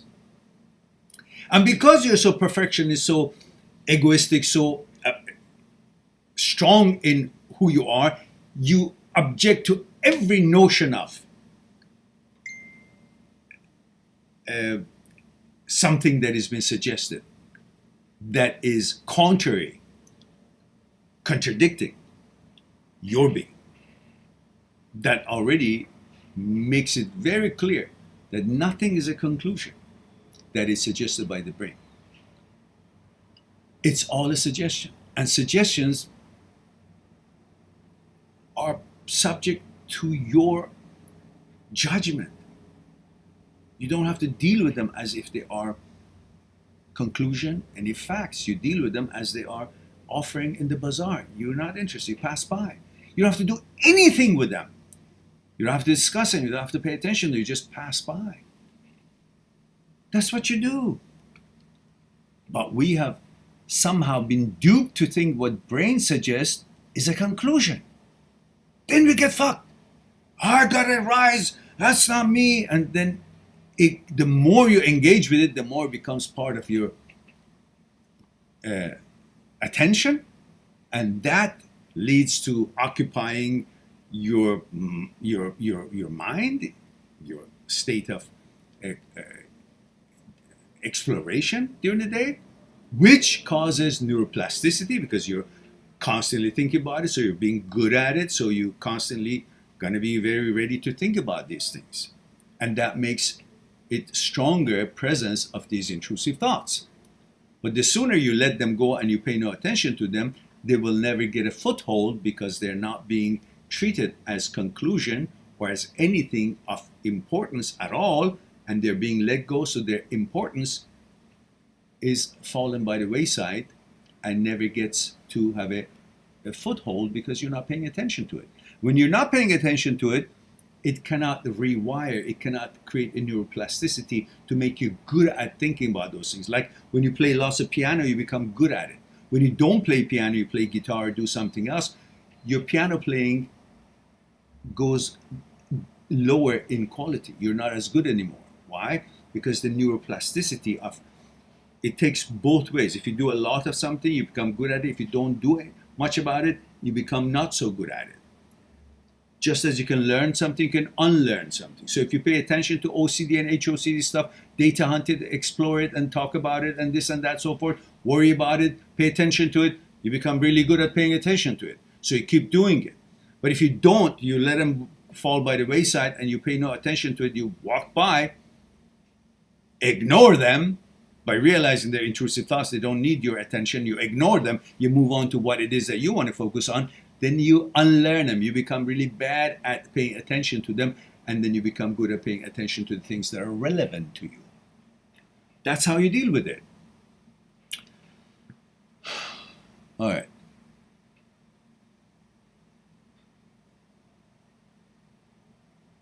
Sarah, everything in dream feels real, but there's nothing to do with it. Don't you, haven't you ever dreamed of falling off a cliff or somehow in a fight and you wake up with your teeth is, kind of pressing tight against each other? I remember I dreamt of something years ago to the point that from sleep I woke up and karate chopped the window and I broke the window. How real do you think that was then? It must have felt real. But it wasn't real because there was no such situation when I woke up. But I broke a window.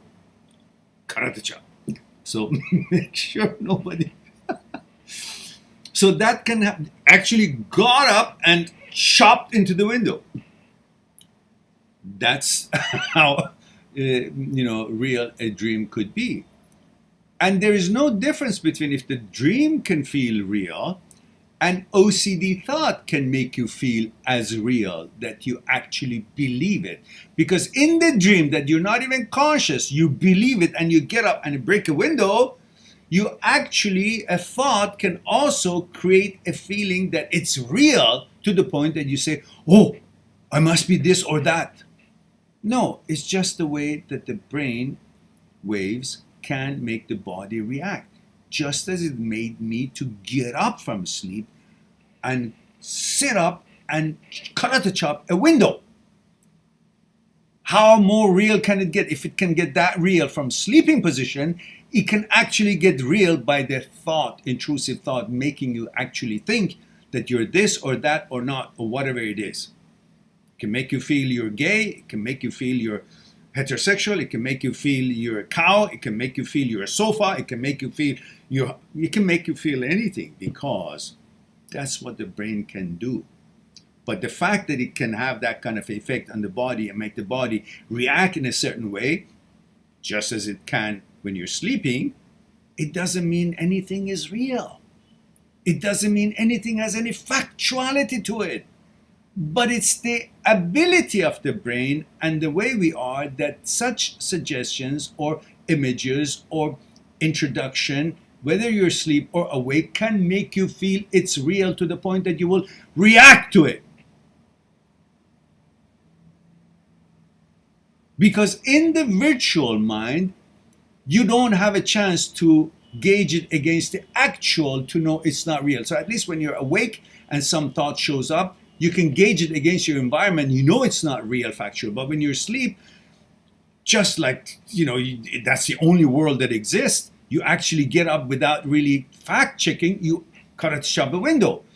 But when you're awake in the consciousness, in the world of the brain, you still is like there's no other world but what the brain suggests, because it's internal. But when you actually see it against the me that is in there and the environment of you, you have a chance to actually not allow it to turn into any action. But when you're sleeping, you're not even in that control.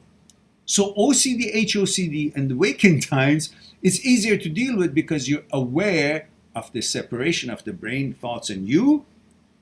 But you understand that in the world of the consciousness, which is a world on its own, it thinks it's real, so it makes the body react, and the reaction of the body makes you think that it's real because my body reacted. No, body reacts according to the brain's manipulation. Yeah? But that doesn't mean something is actual or what is conjured up is real. Just as when you're sleeping, you get up and do some shit. Some amazing, or maybe shit. That too. So you can be clear that what brain makes the body react is not an evidence of it being actual. That's one of its capabilities that can make the body react. Just like when you're sleeping, it can make you wake up and break a window. But it wasn't real. There was no danger there. But it made you believe to the point that you believed it, so you act on it. Same thing. When you're awake, the brain can make you think that HOCD, that you're this gender, you're that gender, you're not this, you're that, because it can have that power to make you believe it's real. But if you have the jigs up and you understand the separation of the brain, thoughts, and you, then you won't believe it. It's all in the believing it. Don't believe it. You're okay. You will live the life that you want to live. But think the brain is beyond you, that's a mistake, because you are beyond the brain. And you should reestablish your bosshood, your entity. You're the one who has the actual power. You're the one who has the power to veto and selection. And when you make a veto and selection, brain waves is not even involved. It's dead. No activity in the brain. That means you're beyond the brain, and brain cannot reach you. You're the real McCoy. Got it? Got it. Sarah says, I'm 16, female from America. Thank you for that, Sarah. Okay. It's not a hot day, but I'm spending lots of energy here, I think. All right.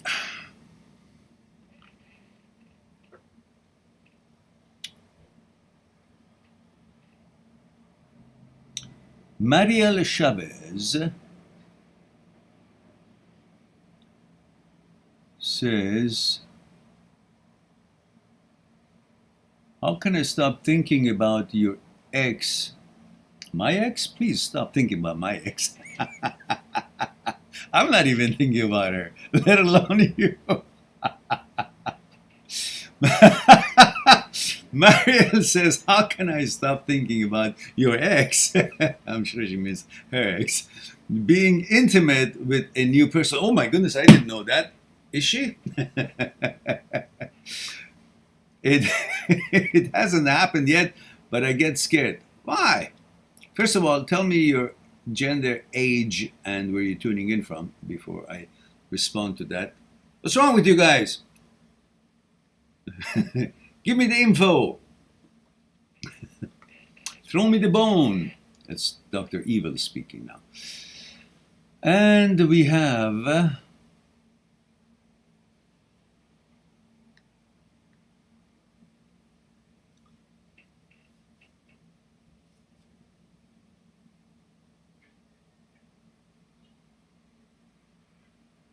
Haterix, okay, that's good. Hater.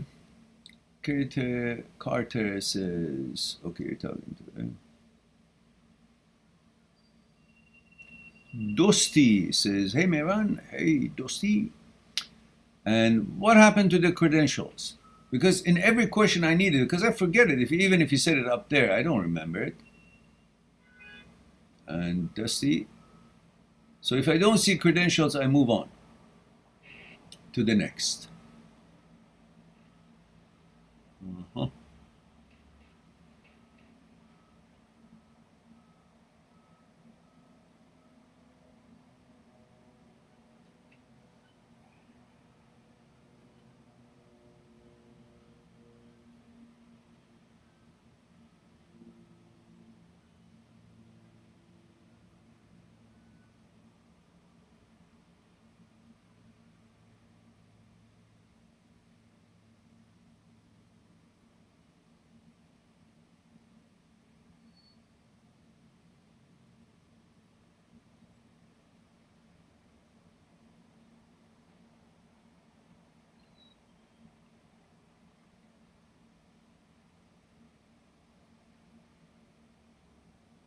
Mm-hmm.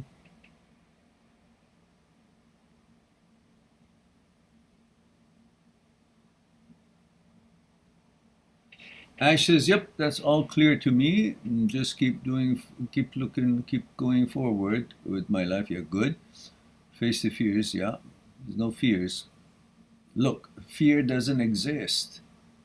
When you compare what it was to what it is, what it could be, you create time and fear. But actually, fear, other than the dangers that maybe a truck is about to hit you, a wild animal could attack you, the rest of it is when you compare what it was to what it is and what it could be is a fear. Other fears is you call the police, and that's different fear. We're not talking about that. Psychological fear is when you compare what it was to what it is, what it could be, which creates time and creates fear. Otherwise, there's really no such thing as fear. In most cases, of course.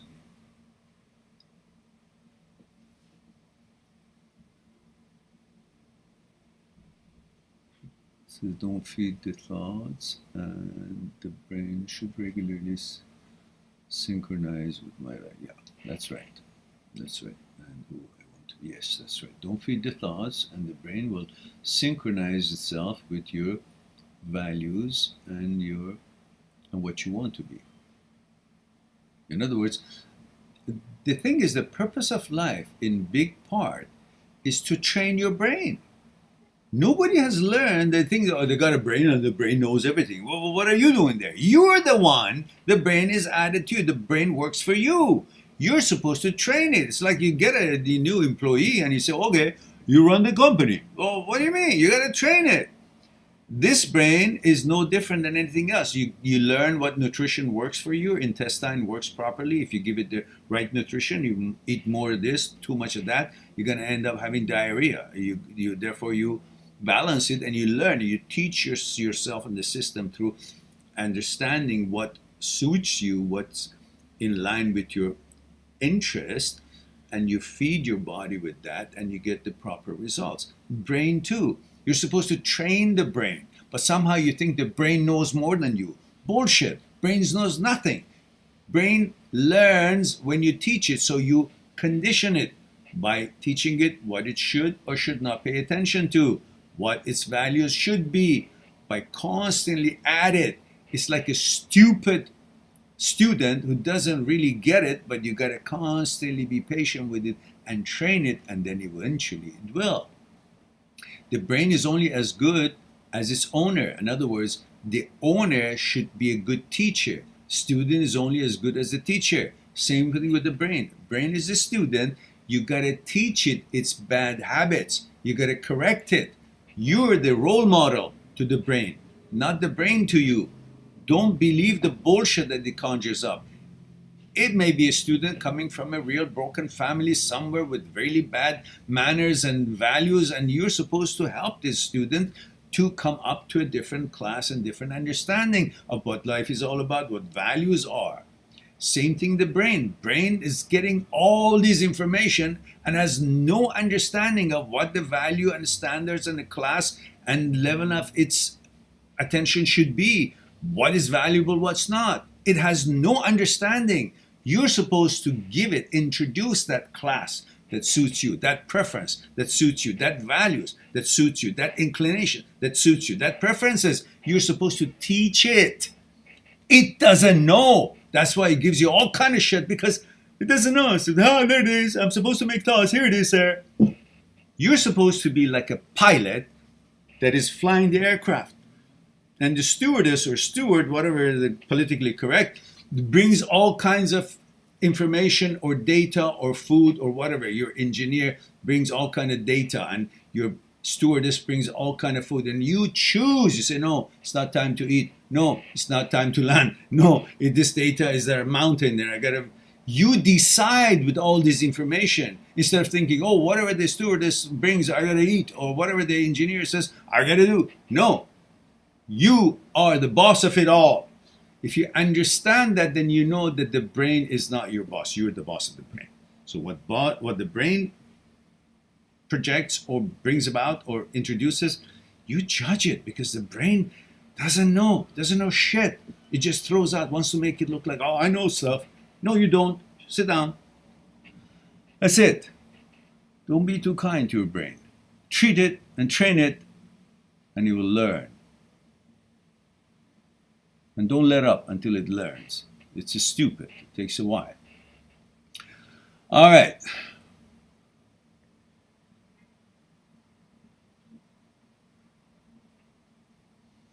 Lily Kimi says, your channel is awesome. Hello from Toronto. Oh my goodness, my good Canadian, what is it? Sister, is it? Don't forget, I need gender, age, and Toronto, I know where you're tuning in from. Well, nice to hear from you. Nice of you to be here. And how are things in Toronto? Hope you guys are doing well and things are settling down. And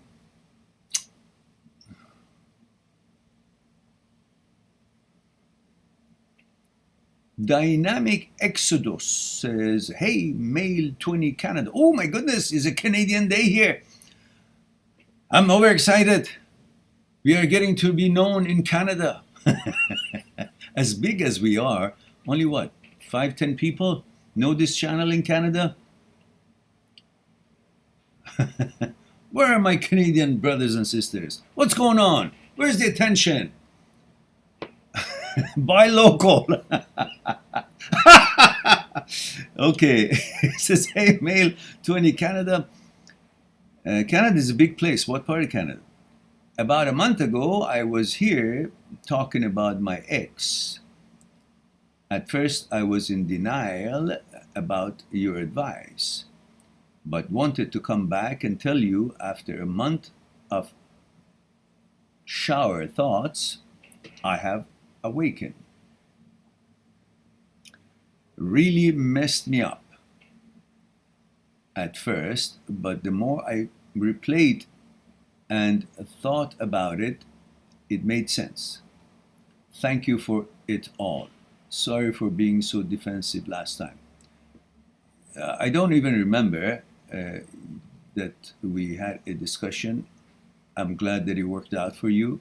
I'm delighted that you had the wisdom to consider a different point of view and put it to work and see how it works out. And so that means you're an intelligent person who is open to examine and explore possibilities other than what the same brain that is stuck in a certain circumstance is trying to also suggest solution for that what it is stuck in. If it knew better, it wouldn't be stuck in it. Now you're asking the same measuring device that is malfunctioning to actually remedy and fix the malfunctioning result. There's nothing wrong. It's just the measuring device itself is malfunctioning. So in other words, you were following your advice from the brain that had gotten you into that negative situation. And so when the brain has caused you to be where you are, it cannot suggest to you to get out of what it has already encouraged you to think that way and being there.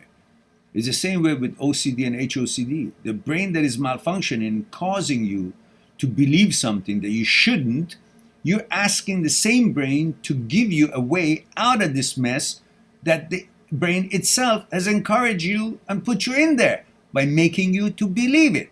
First, you separate the brain from you, then you understand that you shouldn't be following the brain or the brain's advice. Same thing. You have certain conditionings you received in your brain in this relationship, in the breakup, and you're asking the same brain that has been conditioned in a certain way that has gotten you to think the way you do about this breakup or this relationship to come up with a remedy. It can't. So I'm glad that you considered it, and I'm delighted that the results are working to your advantage.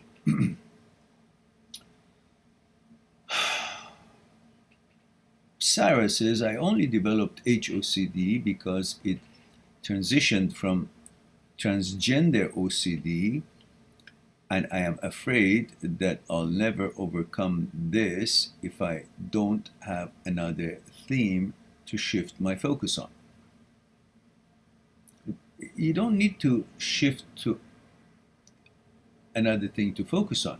You first got to understand that the apparatus that you're believing in is actually broken. There's a malfunction that is causing you to believe something that is not true.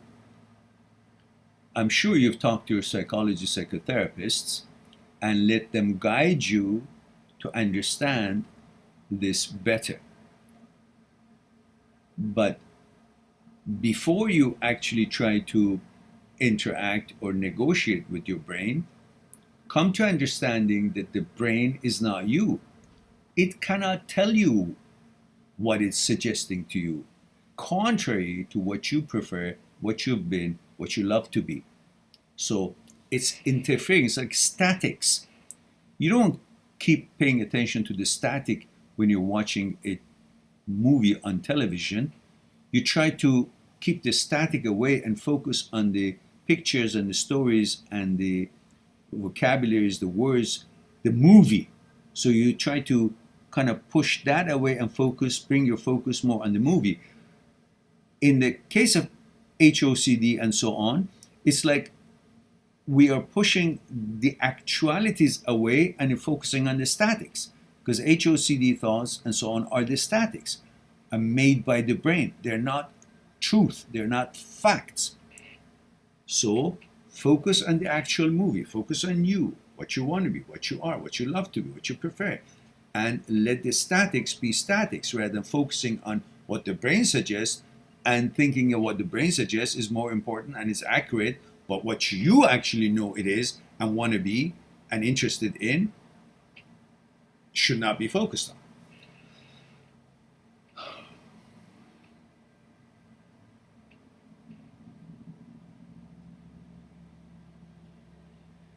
And Sarah says, but my objective is to recover from OCD, not shift my theme on another thing. Good for you. And for that, you need to focus on the neuroscience of habits, because at the beginning, OCD bamboozles you, and in order to gain that psychological security that we all have been looking for, which is unattainable pretty much, but we all strive for it, we start dealing with the things that are unknown, and they create a hazard or danger in our mind for our way of life or what we love our life to be like. So we start coming up with these superstitious things. Touch the light switch 5 times instead of once. Wash hands 5 times instead of 1 or 2. Check the oven before you want to leave your place 5 million times. Lock the door. Did I lock it? Come back and lock it again. It's locked, but I got to relock it again. These are all something because you have believed. You haven't examined it. You just believed that's how it is. I have to do this if I want my parents to be safe. I have to do this if I don't want anything bad to happen to my child. You have believed that these have any kind of a value and accuracy or credibility. Now you're trying to do whatever you can in order to fend off any danger, any bad omen, or whatever it is that you have believed that could be a danger. You're rising to protect. So that reaching for that psychological security has caused you to deal with something that doesn't exist. You created it out of your own mind, looking at you from the above and saying to you that touch this thing 5 times, you will be safe, because you feel a certain kind of a balance, chemical balance when you do that 5 times. It's like somebody who prays more than it's needed. So you say a verse 5 times instead of once. If it's powerful, then saying it once is good enough. Who said you got to say it 3 times? But you know, in many religions, it's been said, oh, you got to read this 3 times. Why the fuck 3 times? If it's holy, if it means something, it's going to work, then once I said it. God, please help me. No, you got to say 3 times. God, please help me. God, please help me. God, please. Because if I say 3 times, what the fuck is in 3 times? This is a belief. You've created that belief that is got no logic to it, but you've accepted it as fact. When somehow you accept something in your brain, then you don't look for any logical reason, because it's already conclusion. There is no need for contestation, but you must have contestation in everything, especially in these crazy things that we all have done or still doing. So you've created this idea that I should believe what the brain says. So you touch these so many times in order to create that psychological security. But once you understand that if that works for that, if you touch this 5 times, then your parents are safe, then that means, why not if you touch this 5 times, you'll have $1 million in the bank. If it has a power, it should have that power too. When you logically look at it, then why don't you just do it 4 times instead of 5? And you'll see nothing happens. Then do it 3 times. Still everything is cool. Do it 2 times. Parents still alive. Great. Do it once. No change. Bring yourself, retrain yourself, bring that rewiring through neuroplasticity, work it in reverse. And next time you want to leave your apartment or your home, pay clear attention. Say to yourself, this is the key, and look at the key. And this is the hole for the keyhole. I'm putting it in the hole. I'm now turning it. I hear the click, and I'm turning it and pulling the key out. I'm checking the door. You do it slowly, and you remember. And next time when you're in the elevator or about down somewhere, you say, oh my goodness, did I lock this? Yes, I did. because I remember I looked at the key, I put it in there, I heard the click. Recite it. So pay more attention to it, then you'll not have to redo it or doubt it. It's a doubting disease. That's what it is. So a thought shows up about your gender, it's enough to make you, what if it's right? Because OCD is about what if. More intelligent people constantly look at possibilities, what if, to make sure the perfectionism, what they prefer to be protected. To do that, they constantly doubt everything. Because in order to protect something, you have to come up with negative things. If you're in charge of protecting someone, or even you're in charge of protecting a mansion or a fort, what do? To protect it, you're supposed to come up with negative scenarios. Oh, that guy is looking at it. I gotta make sure that it's not having a design to come and rob this house or to attack this person that I'm responsible for protection of him. You gotta constantly look at different things in negative eyes. The brain is the protector. So constantly looks at things with negative eyes. So if it's something that is contrary to your inclination, to your interest, whatnot, it creates possibilities to bring alertness to you. But because there is an OCD that once you're satisfied that there is no need for alertness, there's no danger, it doesn't go away. When it doesn't go away, it eventually turns into a belief that I now have to consider that. And since it's in virtual world, you cannot come up with any kind of a feedback from the brain that has suggested it. And when you refute it and give it all the reasons that I am this, I've always been this, I love to be this, what are you talking about? There is no reaction in actuality of the world. Therefore, you think it hasn't gone away, it hasn't been remedied, you have to continue it. So constantly, a suggestion that is bogus, has no basis, it lingers, it hangs around because it's not happening in the actual world to keep seeing the result of it, and one side would say, okay, I give up, you're right. You never hear the brain say, oh, yeah, you're right, okay, I'm sorry, I made a mistake, I'm bogus. It doesn't, you just have to ignore it. It's like a real vicious, stupid person who doesn't want to admit its mistake and keeps repeating the same thing. So the response to someone who's constantly repeating itself wrongfully is ignoring them. That's how OCD, HOCD can be managed, by ignoring the shit, not to exploring it and data hunting it, pay attention to it, negotiating with it, discussing with it, interacting with it. No, it's this brain, it's garbage. It's got no intellect. Just drop it and recognize its intrusive thought, call it for what it is, and then focus on what it is that you should be focusing on. And that behavior automatically rewires through neuroplasticity, and you start paying less and less attention to the brain, and the brain learns that, hey, it doesn't pay attention, I should stop making this bullshit. And eventually it stops. And if it ever shows up again, you know how it works, you know what it is, and you will behave with it the way you did the time before you got rid of it. That's it. That's the fact. All right. Sarah, I hope this is helpful to you.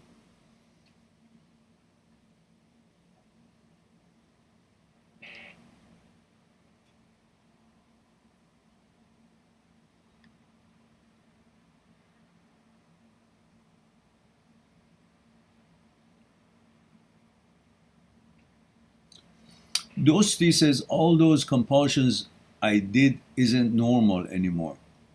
I did 10 compulsions a day in the past. 10?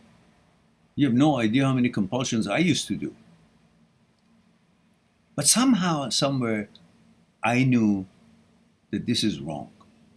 You know, checking the door this many times, turning my knee that many times, checking on that thing. It's just not normal. I knew that this is some, and I didn't know the stuff that I know today. That was like years ago. I was very young. And even 10 years ago, I didn't know the stuff that I know now. But I knew there is something weird about it. I knew, every one of you know what you're doing is not right.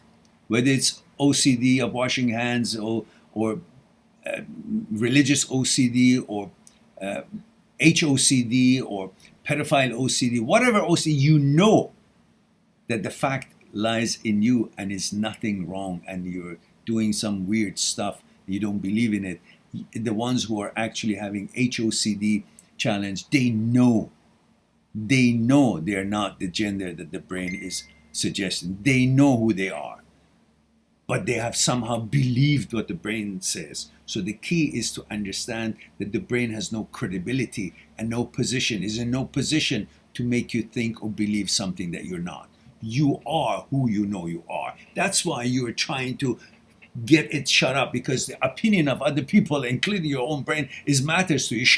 You shouldn't give a shit about what other people say. You shouldn't give a shit about what your brain says. That's the problem. Separate the brain from you and know that you're the master, you're the boss, you're the owner of this whole entity, and the brain works for you. Then you will not be paying any credibility to the brain. And when you don't have any credibility for the brain, then you don't give a shit about what the brain conjures up. Just like somebody out there who's got no speciality in what their opinion is about, and therefore you don't give a damn about what they say. You're the engineer, you're the one who's making the bridge, you're the one who designed this product, and these people just say shit, say, well, they don't know shit. And that's what you should do for about your brain, and then you will be one step closer to dealing with this thing. Because once it knows that you know that it doesn't have any credibility, then it stops trying to push it as if it does have credibility. All right.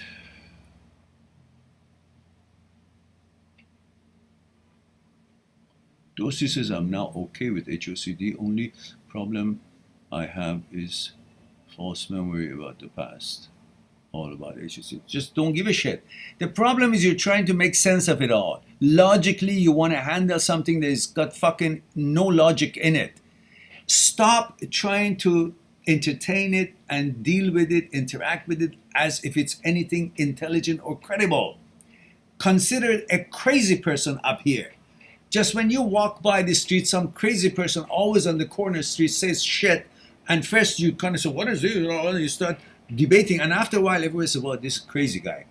So then when you see it, you say, okay, it's saying shit, I don't care because it's crazy. It's already considered the quality of the source of this information is not credible. It's crazy. Therefore, you don't mind it. You don't give a shit. You just go by your business. Same thing here. Think there's a crazy shit sitting here and saying shit. You're not supposed to pay attention to it once you know this is substandard. It's not working well. It's got glitches. And these glitches exist in every human being on earth, not you.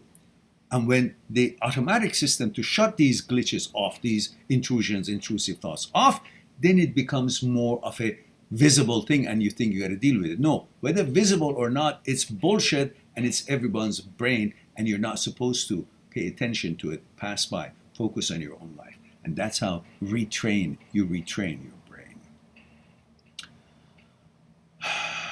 Tale of Many Names says, haven't been here in a while. Hello everyone. Hello, good to see you here. And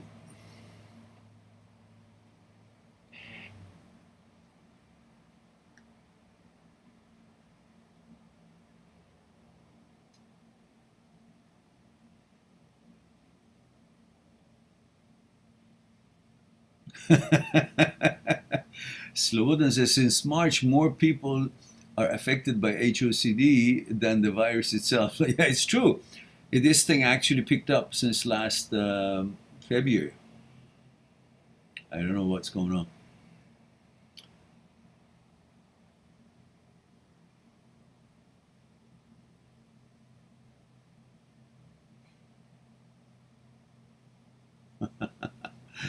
Sarah says, that's no problem. I'm just used to calling people who provide advice as to doctor. Yeah, thank you very much. But I just want to make that clear. I'm not a doctor.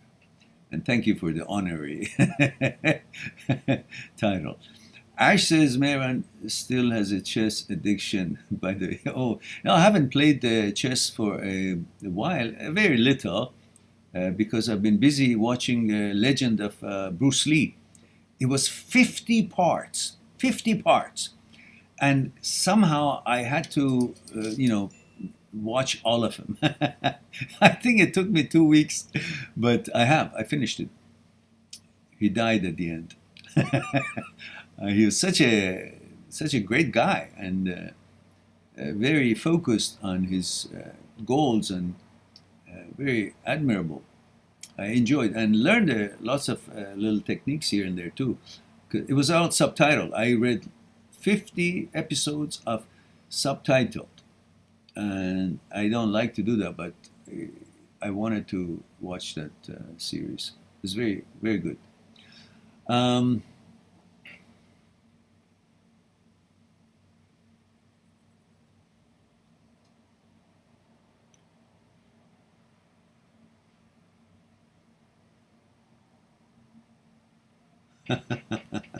So it looks like Dynamic Exodus has been watching the videos, and yeah, I'm glad that you saw it. I don't know which video it was. It says, change your thoughts, change your mind, and change your life. Yeah, that's right. Also, change your thoughts, change your feelings. I've said it in one of the videos.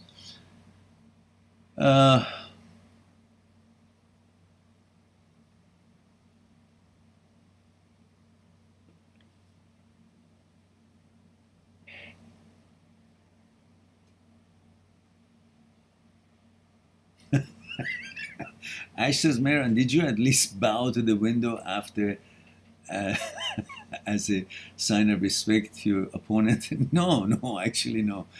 Fuck him, woke me up. Deserved to be killed. But we had to fix it. Luckily, I had this drop down, roll down cover that comes down to darken the room. It was one of these things that you pull, but it rolls down. It's like I don't know, it's not like a regular curtain to pull it apart. It rolls down and then rolls up. So it was a vinyl material. So when I cut it, my hands didn't go through the window to cause it any cut or anything. It just broke it.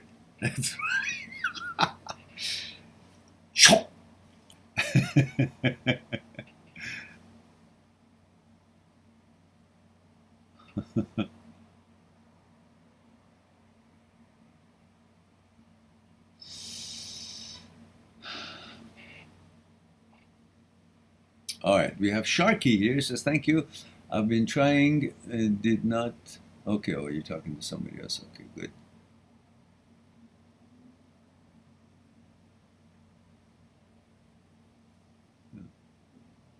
I have a short video coming that it's about discussion we had about watching porn when you have HOCD. Well, it's simple. You know that the brain finds its material to make thoughts from the consciousness.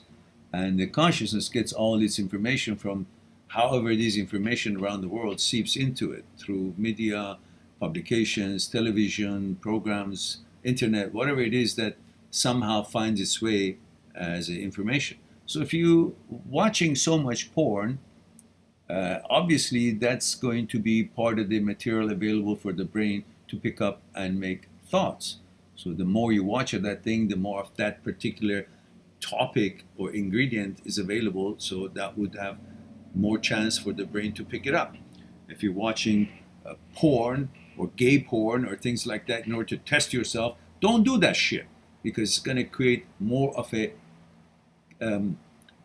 suggestion for the brain or material for the brain to pick up from the things that are actually something you are trying to balance it and get rid of those intrusive thoughts.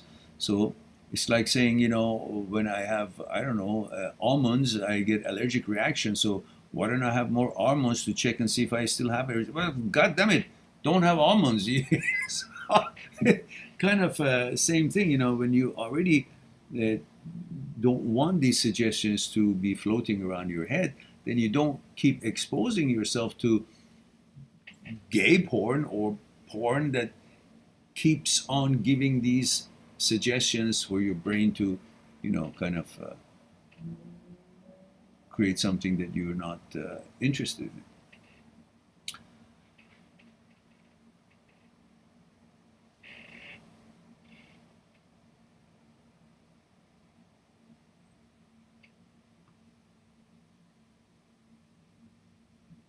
Zeri Khan says, hello, Mehran. I'm female, 24 years old. A few months ago, my ex and me broke up because of some issues and arguments. And after 3 weeks, he got engaged with other girl, and I have still contact with him. Why? Why do you have contact with him? Zeri says, I still have contact with my ex as a friend. No, I don't know. Still, I have to talk with him as friend or not. No, you shouldn't. Because what's going to happen is this. He would know that you like him, and he's a guy, and after a while that his kind of coast is clear and his wife and him they got married, and then he's going to start looking for having sex with you because you already know him, you allow him to talk to you, so he's going to take that advantage and you have a soft spot for him. No, cut it off. What's the reason? He had his choice.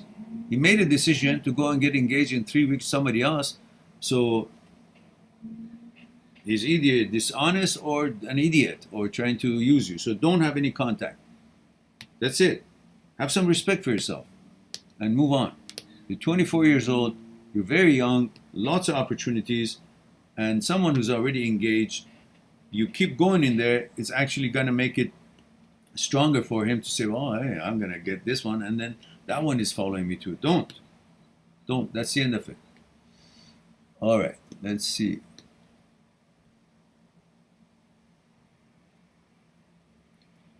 And Dynamic Exodus says, you're still young, Mara. Thank you for that. Dynamic, what did you let me know where you're in Canada, aren't you? Did you let me know your age and your gender?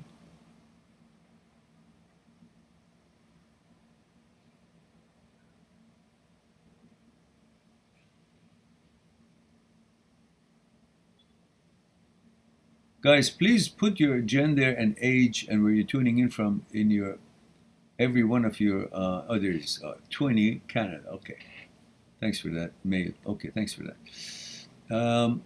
Yeah, because that will help me to know. I need to know your age because I don't want you guys to be too young. And if you are, you got to have your parents' permission to be here. So I just want to make sure who I'm talking to and the cultural background. If you tell me where you're from, it helps me so I will know. And your gender helps me to address you properly and so on.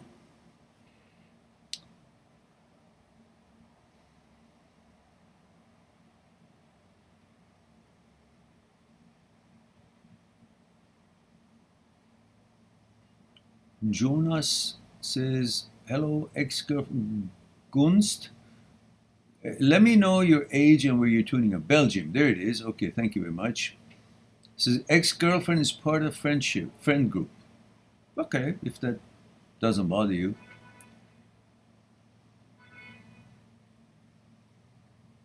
Where you're from and age, Jonas, yeah. Thank you for that, Dynamic Exodus. Belgium 22. Dossi is Netherlands. Dosti.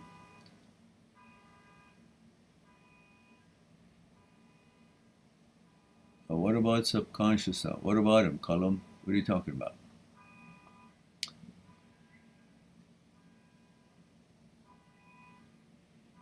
Okay, apparently Tom Sawyer was a troll. Thank you for that, Ash.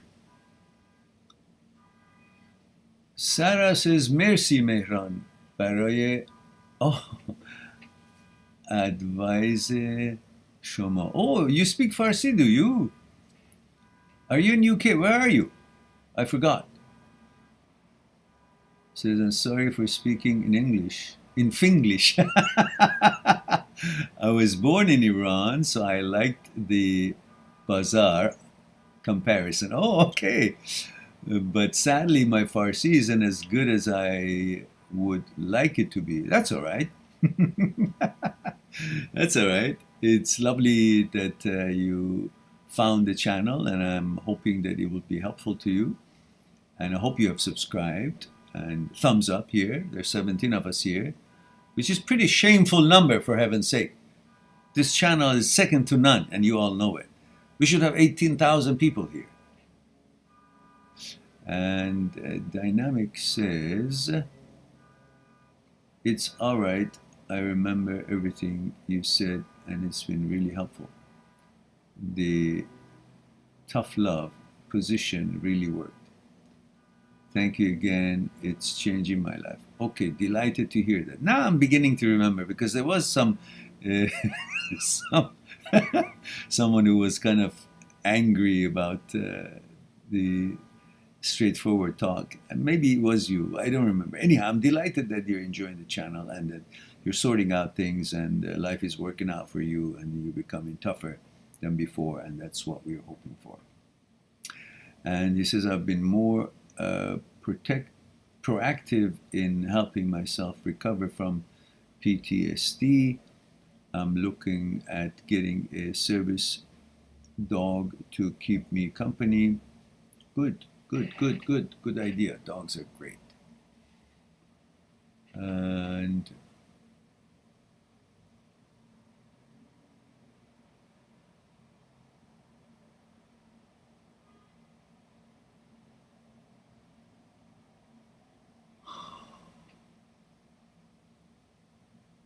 just remember, Dynamic Exodus, every one of us, you are far bigger than one relationship. Just don't sum your life up into one relationship. That person in that relationship, that your ex-girlfriend, what has she done for this world that gives her the kind of echelon that you have given her? What has she done? What? Fed all the old people, sick people, children around the world? What has she contributed to make this world a better place? It's only your desire that has given her value. Take your desire away from her, give it to someone else. There's so many amazing, wonderful women out there, qualified, and one is better than the other one. Find them, communicate, and they learn about the existence of all these beauties and wisdoms. And then you will see that it is your desire that gives importance and a value to your ex. But on her own, how could she be valuable if she's not with you, if she's not offering what she can, whatever you think she can, to you? So remember the famous saying that I always said, if this wheel doesn't turn for me, I don't care if it turns at all. So I don't care how beautiful she is, whoever, if that beauty and that amazing mentality or care or whatever it is that you think or one thinks that this particular woman does or that particular woman does, if all that is not offered to me, then what do I care what a good, I don't know, partner she is, or how beautiful she is, what a great cook she is, or what a great engineer she is? I don't give a shit. That's not for me, so I only care what's for me. So on her own, she has no value. It is your desire and need that gives her the importance and the value. People and things, value and importance are equal to your need and desire for them. Otherwise, on their own, what have they done? Yeah, okay, if they've done something amazing for this world, I bow to them. Otherwise, what should I? Just for my desire? I'm not going to bow for my desire if it's not offered to me. If it is, that's a different story. I'll do what I can. So you got to understand that and have that in your mind, so you won't be a stooge to someone because your desire desires it. Yeah, your desire desires it. That probably has some meaning in there if you look into it. All right. Majid says, hey, Meron. Hello, Majid. You've been absent for God knows how long. Where have you been? And you retracted everything. Oh, there it is. Majid says, as I feel, male 23 UK, it says, as I feel I could have handled it more ceremoniously. Also, how to stop lusting over an ex from 2 years ago. Well, lust away. That's all right. Having intrusive sexual thoughts about them, well, enjoy it. It's no harm done. It's just fantasy. So what's wrong with that? And Majid says, 23, male UK, how do I forgive myself for being cold to an ex who cheated on me? Why should you forgive yourself to be cold to an ex who cheated on me? By cutting them off without any explanation. Why do you have to explain anything? They cheated on you, she cheated on you, you cut her off. That's the end of it. You mean if she doesn't know, she can't figure it out, you have to spell that? You're too kind. This happened 2 years ago, becoming more empathetic and mature. I feel guilty. No, don't feel guilty at all. Mature or immature. She cheated on you. She deserves to be cut off and not to be associated with. That's the end of that. Why do you have to understand it? That's weakness again. That's you sucking up to her because you're still hoping to get some. Don't cut that out. There's so many amazing women out there. You're in UK, land of beautiful women. What are you talking about? Don't get me to get the ugly stick out. It's been on vacation for a long time, but I can take it out anytime. So don't piss me off now. If you feel guilty because you've created this watcher out of your own thoughts that is looking upon you from above, and it's your own thought that you think something is watching you and judging you and controlling how you behave, and you want to look good and have the kudos in the eyes of what you have created out of your own thought, and you want to be considered a good person. Oh, I'm so good, I'm so wonderful, I'm so mature, I don't mind it, dear. Oh, she cheated on me. Oh, that's all right. That's bullshit. You don't have to be negative or mean to anyone, but at the same time, you don't have to be sucking up and saying, "Oh, great! Oh, you cheated on me. Oh, that's okay, as long as you had fun." No, the proper is wish them well, get rid of them, and don't have to associate with them. Don't have to be mean or disrespectful to them, but don't have to be saying, "Oh, I'm mature now. I understand." What do you understand? That was a bullshit move she did, and she deserves to be out of your life. That's it. You don't have to impress them. Why? Because you haven't replaced her and you don't have enough self-esteem. You think you got to be looked good and considered a good person by putting up with the shit that people do on your head. No, she made a mistake. She did a bad thing. She should have broken up with you and go on with whomever she wants to be with. But she did it while you guys were together, right? And if that's the case, that's cheating. When cheating, then you disassociate yourself with her. And you don't have to be apologetic about it. Don't be mean to her in any way, shape, or form, physically or verbally at all. But don't have to consider her that, oh, I can understand that. I should have explained. No, there was nothing for you to explain. Just one moment, guys.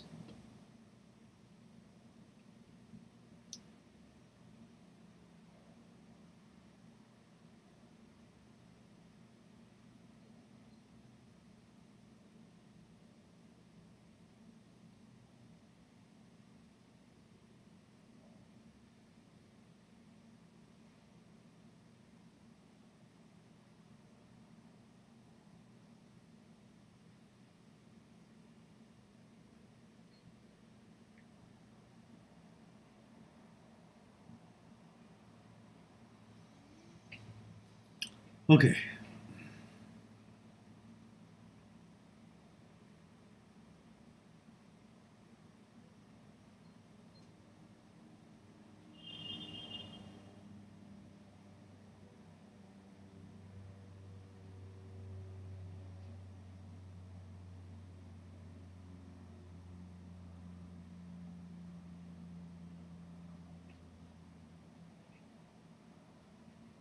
Okay.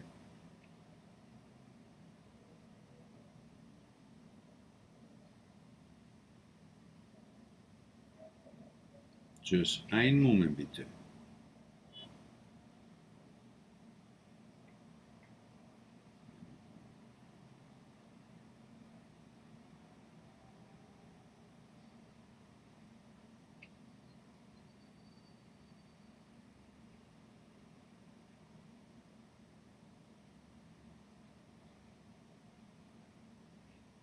All right.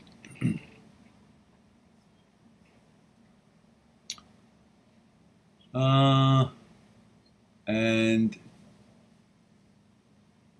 the word from our sponsor. Don't forget to smash that like button, guys. Otherwise, Marin will come to hunt you in your dreams. That's true. That's true. Not just dreams, in actuality. Nothing can beat that. And Dr. Schinzel says, I don't know if this is the place to say this. I'm 23 years old guy from Belgium. Bonjour, or bonsoir. Comment ça va aujourd'hui? Or comment ça va ce soir? It must be what? 11 o'clock there? I think. But I get what? But it gets harder for me to actually put meaning behind what create. Oh, no, hang on. I have difficulty looking for actual meaning in anything. You could say I'm an existential nihilist. I have a feeling I am just alive for everyone around me except me. Because you have missed the meaning of life. I don't care what you do in life. I don't care who you know in life. The fact that you are in this world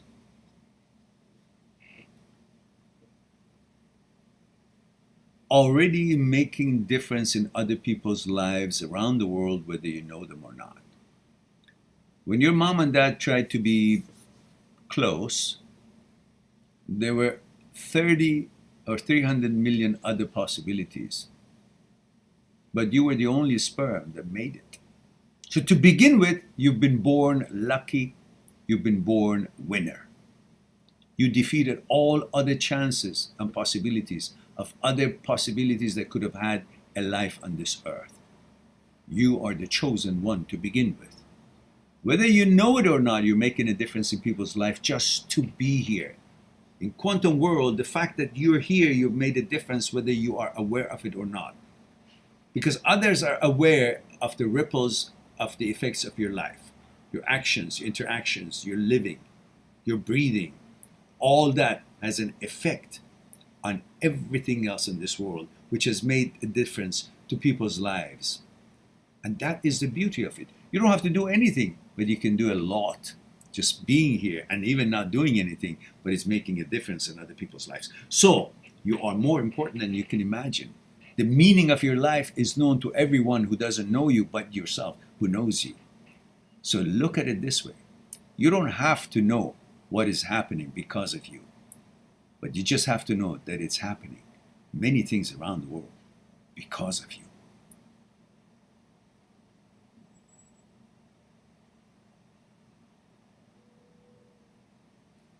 So,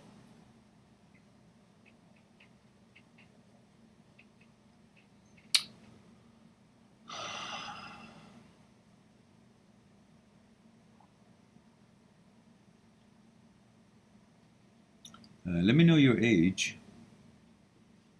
And look at my channel. There are a bunch of videos that I have there in the value of life, happiness, how to be happy, the purpose of life, and all these things that we may enjoy. Juanpa is here. He says, man, you skipped me, did I? Oh, I did, didn't I? Juanpa says, Pura vida, Meram. Pura vida, Juanpa, dear. Good to see you here. Male 25, Costa Rica. And he says, I played soccer today. Oh, did you now? First time since March 2020. Oh, hope you didn't overdo it. I haven't played soccer for a long time, but these nights I go boxing. I go to the gym late at night with my son. Often I meet him there if I can, organize with his time when he's there. So, and when I do my training workout, I end it with some little boxing. But the nights that I don't do weight, I just do the boxing, and it's really fun. With the bag, with the heavy bag. I don't do the sparring. That's not in the cards. I'm not. Okay, so dynamic Exodus is Nova Scotia male 20. Nova Scotia. Thank you for that. Nova Scotia. I had a girlfriend from Nova Scotia very briefly, just a few weeks. She was gorgeous, and that was like, let's see, it was 40 years ago. Long time ago. And let's see. And Cullum, UK, 26 years old. Majid, male, 23, UK.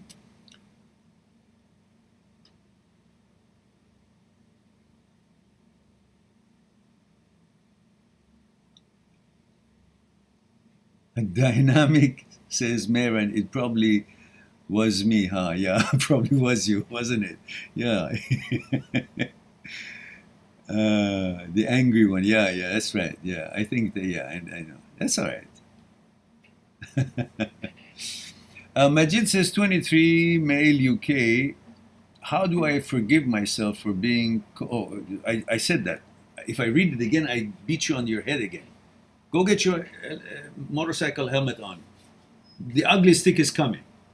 You deserve it. You are the winner of the ugly stick. In a long while, nobody had won that privilege. And Ash says, don't forget to smash that button, guys. Oh yeah, we got that. I guess maybe I just went up too far. Majid says, I appreciate your blunt honesty. Haha, this slap across the face, I needed. Oh yeah. Also, I'm surprised you remember me from comments I occasionally dropped on your videos a while ago now. Majid says, I guess I need to stop being too nice to the point of becoming a pushover and doormat. Yes, because you still are, trying to kind of look good in order to get some kudos from some woman that you know, which the affirmation from women is so important to us because it kind of fluffs our ego and makes us feel like, oh, because it's a woman. If a woman says, you look good, then we look good. But if a guy friend of us says, hey, you look pretty handsome today, we are okay with it, but we still want to get that affirmation from a woman because apparently woman is got more wisdom or more, but it's because we are inclined towards her and therefore we want that affirmation to make us feel, oh, I'm the stud muffin that I always thought I am. And that should come from a woman. So you don't need that to come from anywhere. You got to know that yourself. And once you know it yourself, then you won't be so easily trying to go along with everything, including if they shit on your head. All right. And Dr. Schnizzle says it's 12 a.m. Oh, yeah, 12 a.m. That's right. Okay, guys, it's time to me. Ash says, Marin, I think you've had girlfriends from all over the world by now. Actually, I have. Let's see. To end this, let's see. Main claim to fame, my Japanese girlfriend, and Nova Scotia, Russia, France, Belgium, UK, no, I don't think so. Germany, China, Iran. But I had only one or two from Iran, and Canada, United States, Cuba,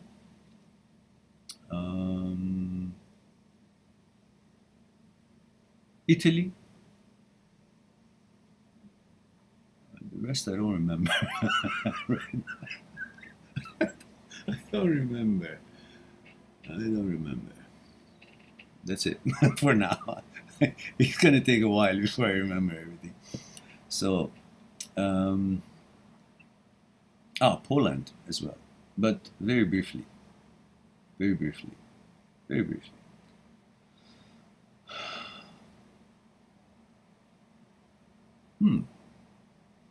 Good old days.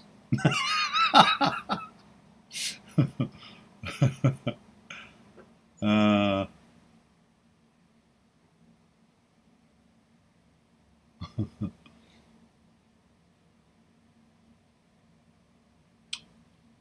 also Greek. Yeah, Greece.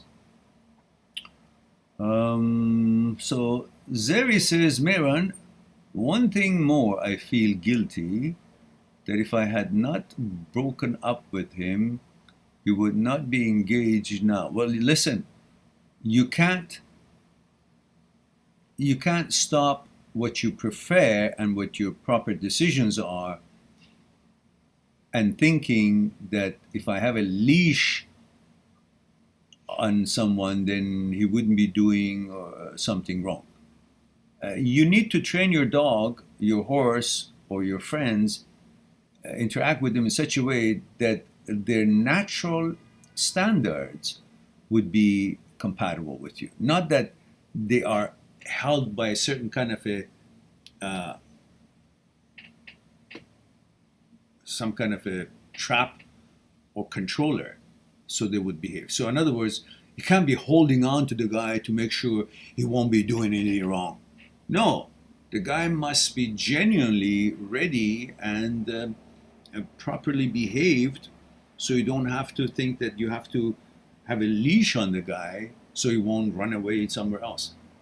If the idiot gets engaged 3 weeks after your breakup, or even 3 months after your breakup, that's abnormal. That's an idiot. Now, I'm going to give you some rough love, and I don't mean to disrespect you at all, but you understand why I say that. Now, you're going to be stupid if you continue this with this guy, because then he's going to end up using you. Because no guy is going to pass up an opportunity with another girl, an ex, when he can have her and she doesn't mind, and he has that other one too, unless he's of decent caliber. Obviously he's not, because no one would go and get engaged 3 weeks or 3 months after breaking up with an ex. And that means this has been cooking in a while. And you should not have any problem moving on from the guy at all. And it says, and you can't expect to control the behavior of a person by controlling them so they won't do anything wrong. No, they got to be left free, and if they still don't do anything wrong, then they've got something going for them. Not that, okay, be afraid of you, or they'll be under your observation all the time, so they won't, they behave. And you say, oh yeah, he's very good, because you're constantly looking at him. Yeah? If you let him go, is he still going to be good? Obviously not. So, it says, I was so serious about this relationship, I thought to marry with him too. No, you were so serious, but obviously he wasn't. And he took you for granted because you were so showing all your emotions and all that, then he got a big head. Otherwise, he may not have actually made a better deal at all. But you were too available, and suddenly, the guy couldn't handle it. So it's not your fault. It's on him. But don't make it on you now by being so silly and trying to still keep your interest in the guy who's already proven to you is not made out of good quality anyhow.